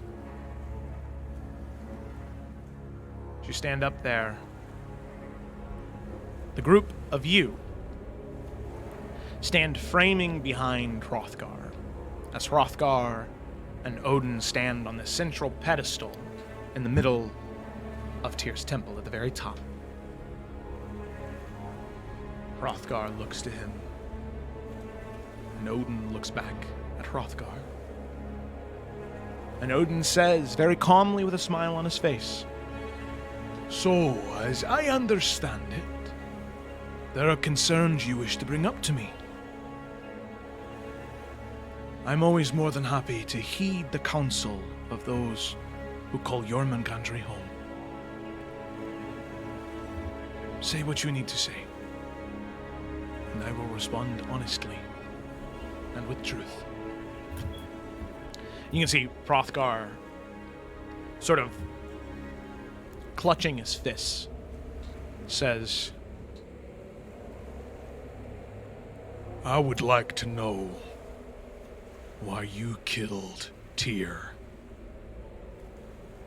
can see Odin kind of raise his chin, cock his head at Hrothgar.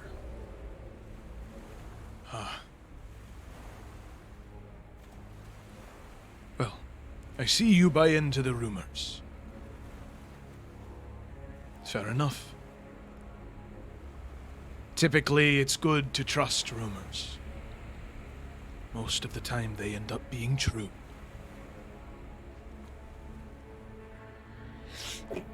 I did kill Tyr, Hrothgar. I killed him because he was willing to destroy something very sacred to me. Because he was willing to throw away something I truly cared for.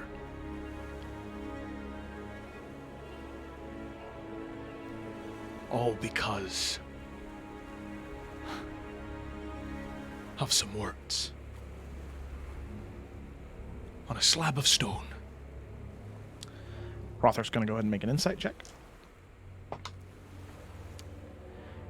It's a 17. Specifically, why did you do it? And for one, don't act like you don't know who I am. You and Tyr and me and many others went on great hunts before I joined the Children of the Flame. They may have bought your lies and pomp and circumstance, but I didn't. I know there's more to this story than what you're telling.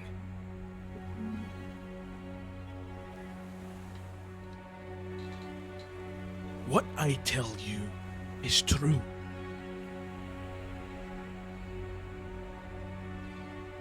I did kill Tyr. That's honesty, brother. Because he was too blockheaded to understand what sacrifices needed to be made.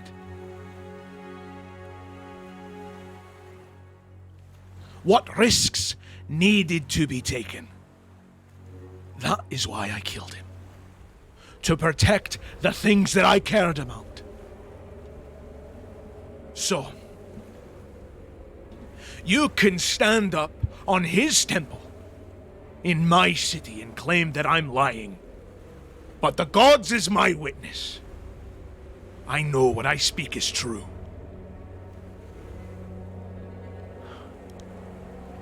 Rothgar is going to make another insight check. It's a 27.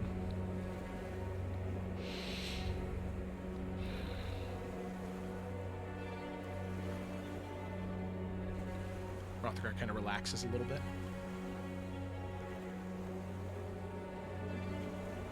And Odin says, There we go. That's better.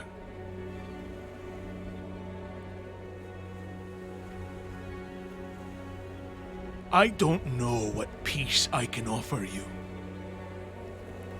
Tyr was my brother. But he had to die. There are things more important in this world than what he believed in.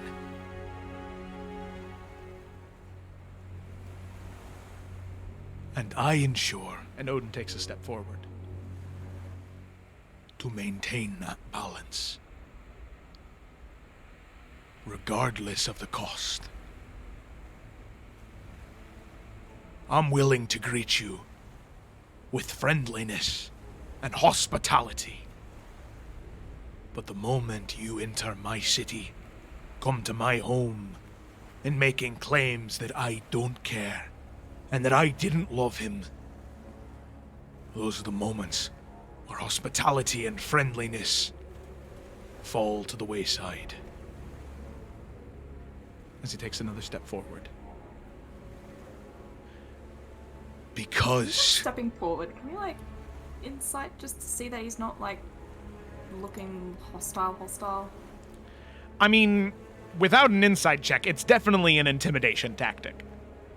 But does it look like he's like, I guess, reaching for anything? Like he's trying to pull something? He is not. He's not reaching for anything. His hands are perfectly still. He's just getting closer. Okay, keeping an eye on that though. Yeah. Go ahead and make a perception check for me, because that's less of an insight check, and that's just more of a perception. This is very true. Oh, that was a nat 20. Okay, all right. I'll keep that in mind.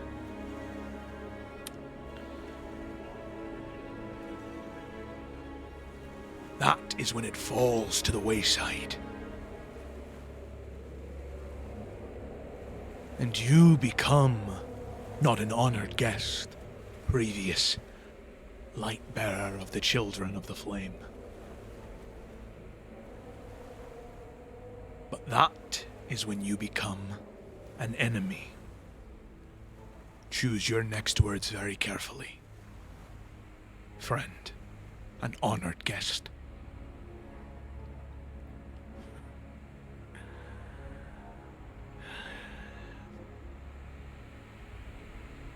You're right. It was wrong of me to make those claims.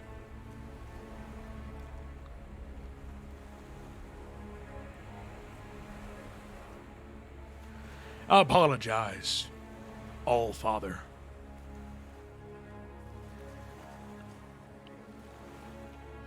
I've made mistakes as well. I've made choices I'm not exactly proud of, and I've made sacrifices, same as you.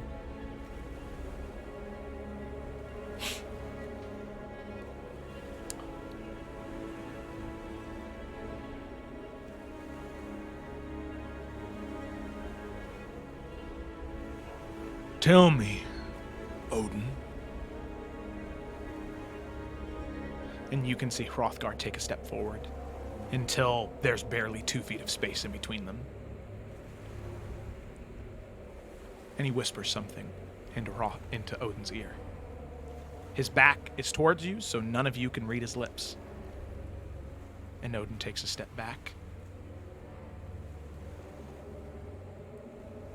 and says, "Don't you ever speak her name again."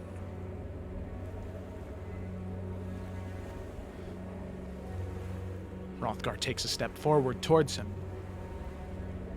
And you all can hear him, just barely. What are you gonna do about it? As I understand it. And he's gonna whisper something else.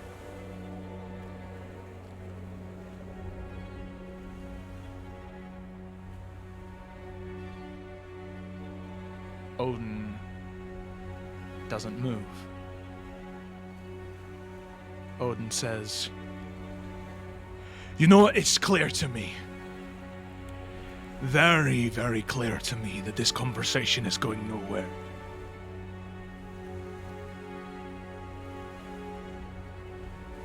Hrothgar, Damodran, you've done great services for not just Bromsgrove and the Salamander coast, but for the world. For this kindness and respect I share for you, I'll allow you to leave my city peacefully. Out of the respect I have for those people behind you, I allow you to leave this city peacefully. But you will be gone before sundown.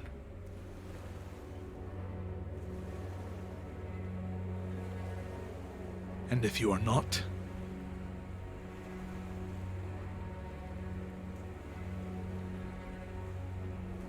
then come the setting of the sun,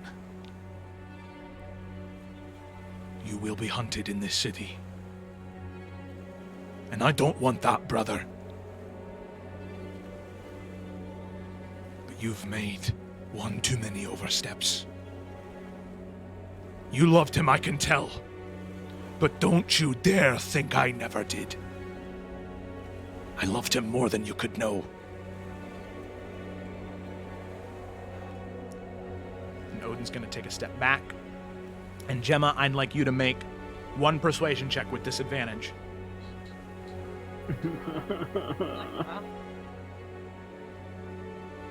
That's a 19. Actually, no, sorry. I was looking at the wrong modifier.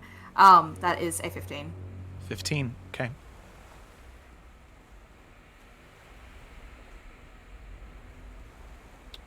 Rothgar, you can see as Odin goes to turn, Hrothgar looks back to all of you.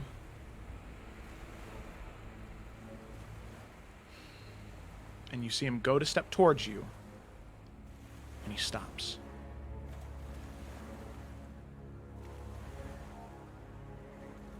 And he looks over his shoulder, and he says, "One last thing, Allfather." And he turns. "You really did love Estrid, didn't you?" Odin stops in his tracks. And you can see immediately the clouds around you begin to darken. Maybe 20, 30 feet away from Tyr's temple, thunder begins to boom and lightning begins to crack.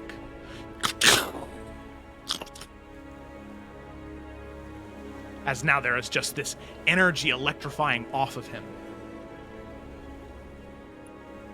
And Odin says, "I'm going to count to 3.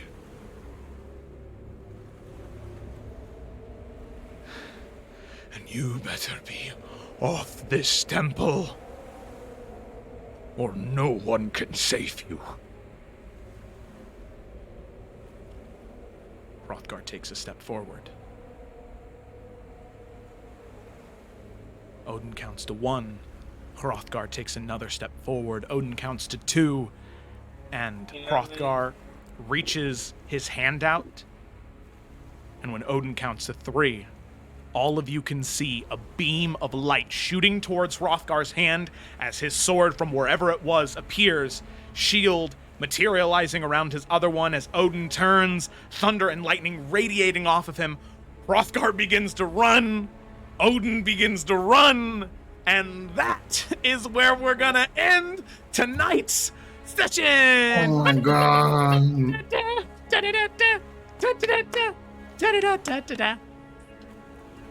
Jesus Christ. You're lucky I'm tired. I'm screaming. Fucking Man, I wow. promised this motherfucker I'd help him too. God damn it.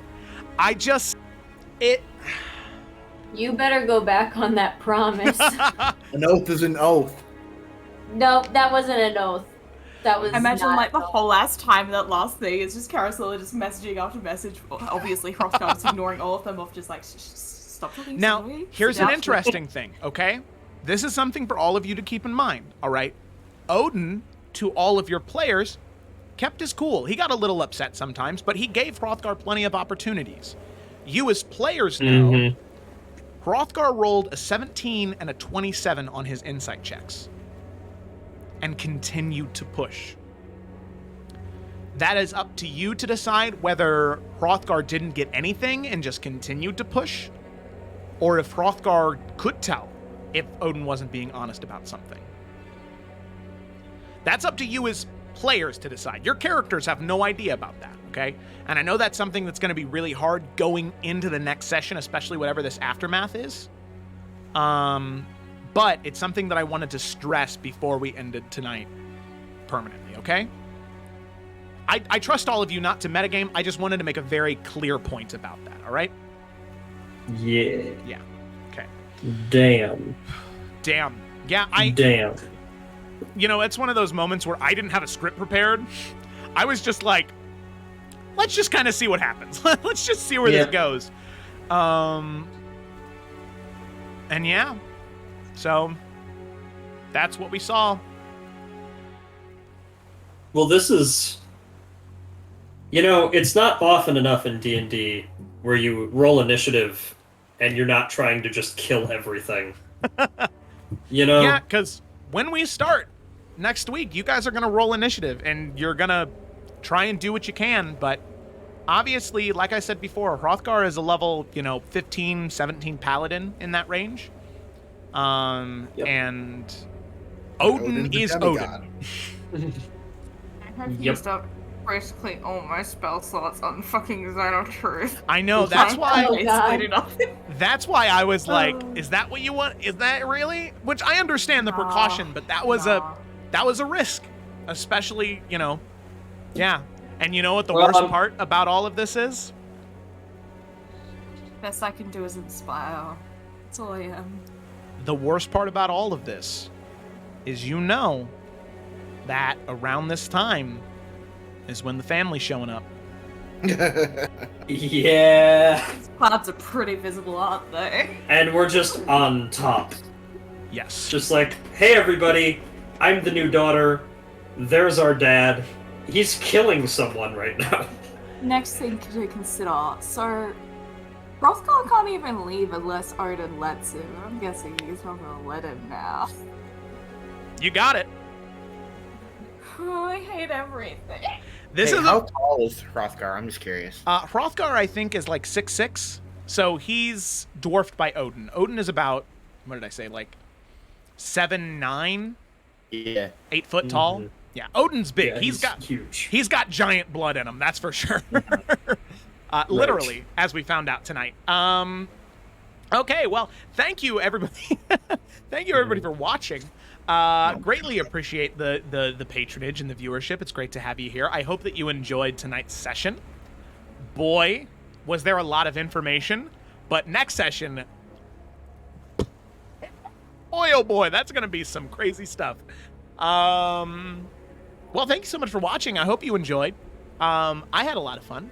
But I think that's where we're going to go ahead and call it for tonight. So make sure you tune in either this Friday for the Explorers of Ephera as they're traveling through the 88th layer of the Abyss, the Gaping Maw, in an effort to destroy Malcanthit's core so that way she can be destroyed by 2 planetars. Can you tell they're level 11? Whack shit. Or next Saturday, this Saturday, for the continuation of the Isles of Iverion, where they're going to have a conversation with Emeriel a month from when today's session was. A month from today's date and game. Yeah. So that's going to be pretty interesting to see what happens. So thank you all for watching. I hope you enjoyed, like I said, and I hope that regardless of what it is, morning, afternoon, night, I hope that it is a good one for you. So we'll see you later, and or watch next Tuesday for the continuation of whatever the fuck's going to happen here. Yeah. That's the most important one. They're all equally important, all right? We are an equal opportunity D&D stream, all right? Okay? All right. Thank you all for watching. Sunni. And I hope that Sunni the biased. Farewell. Bye.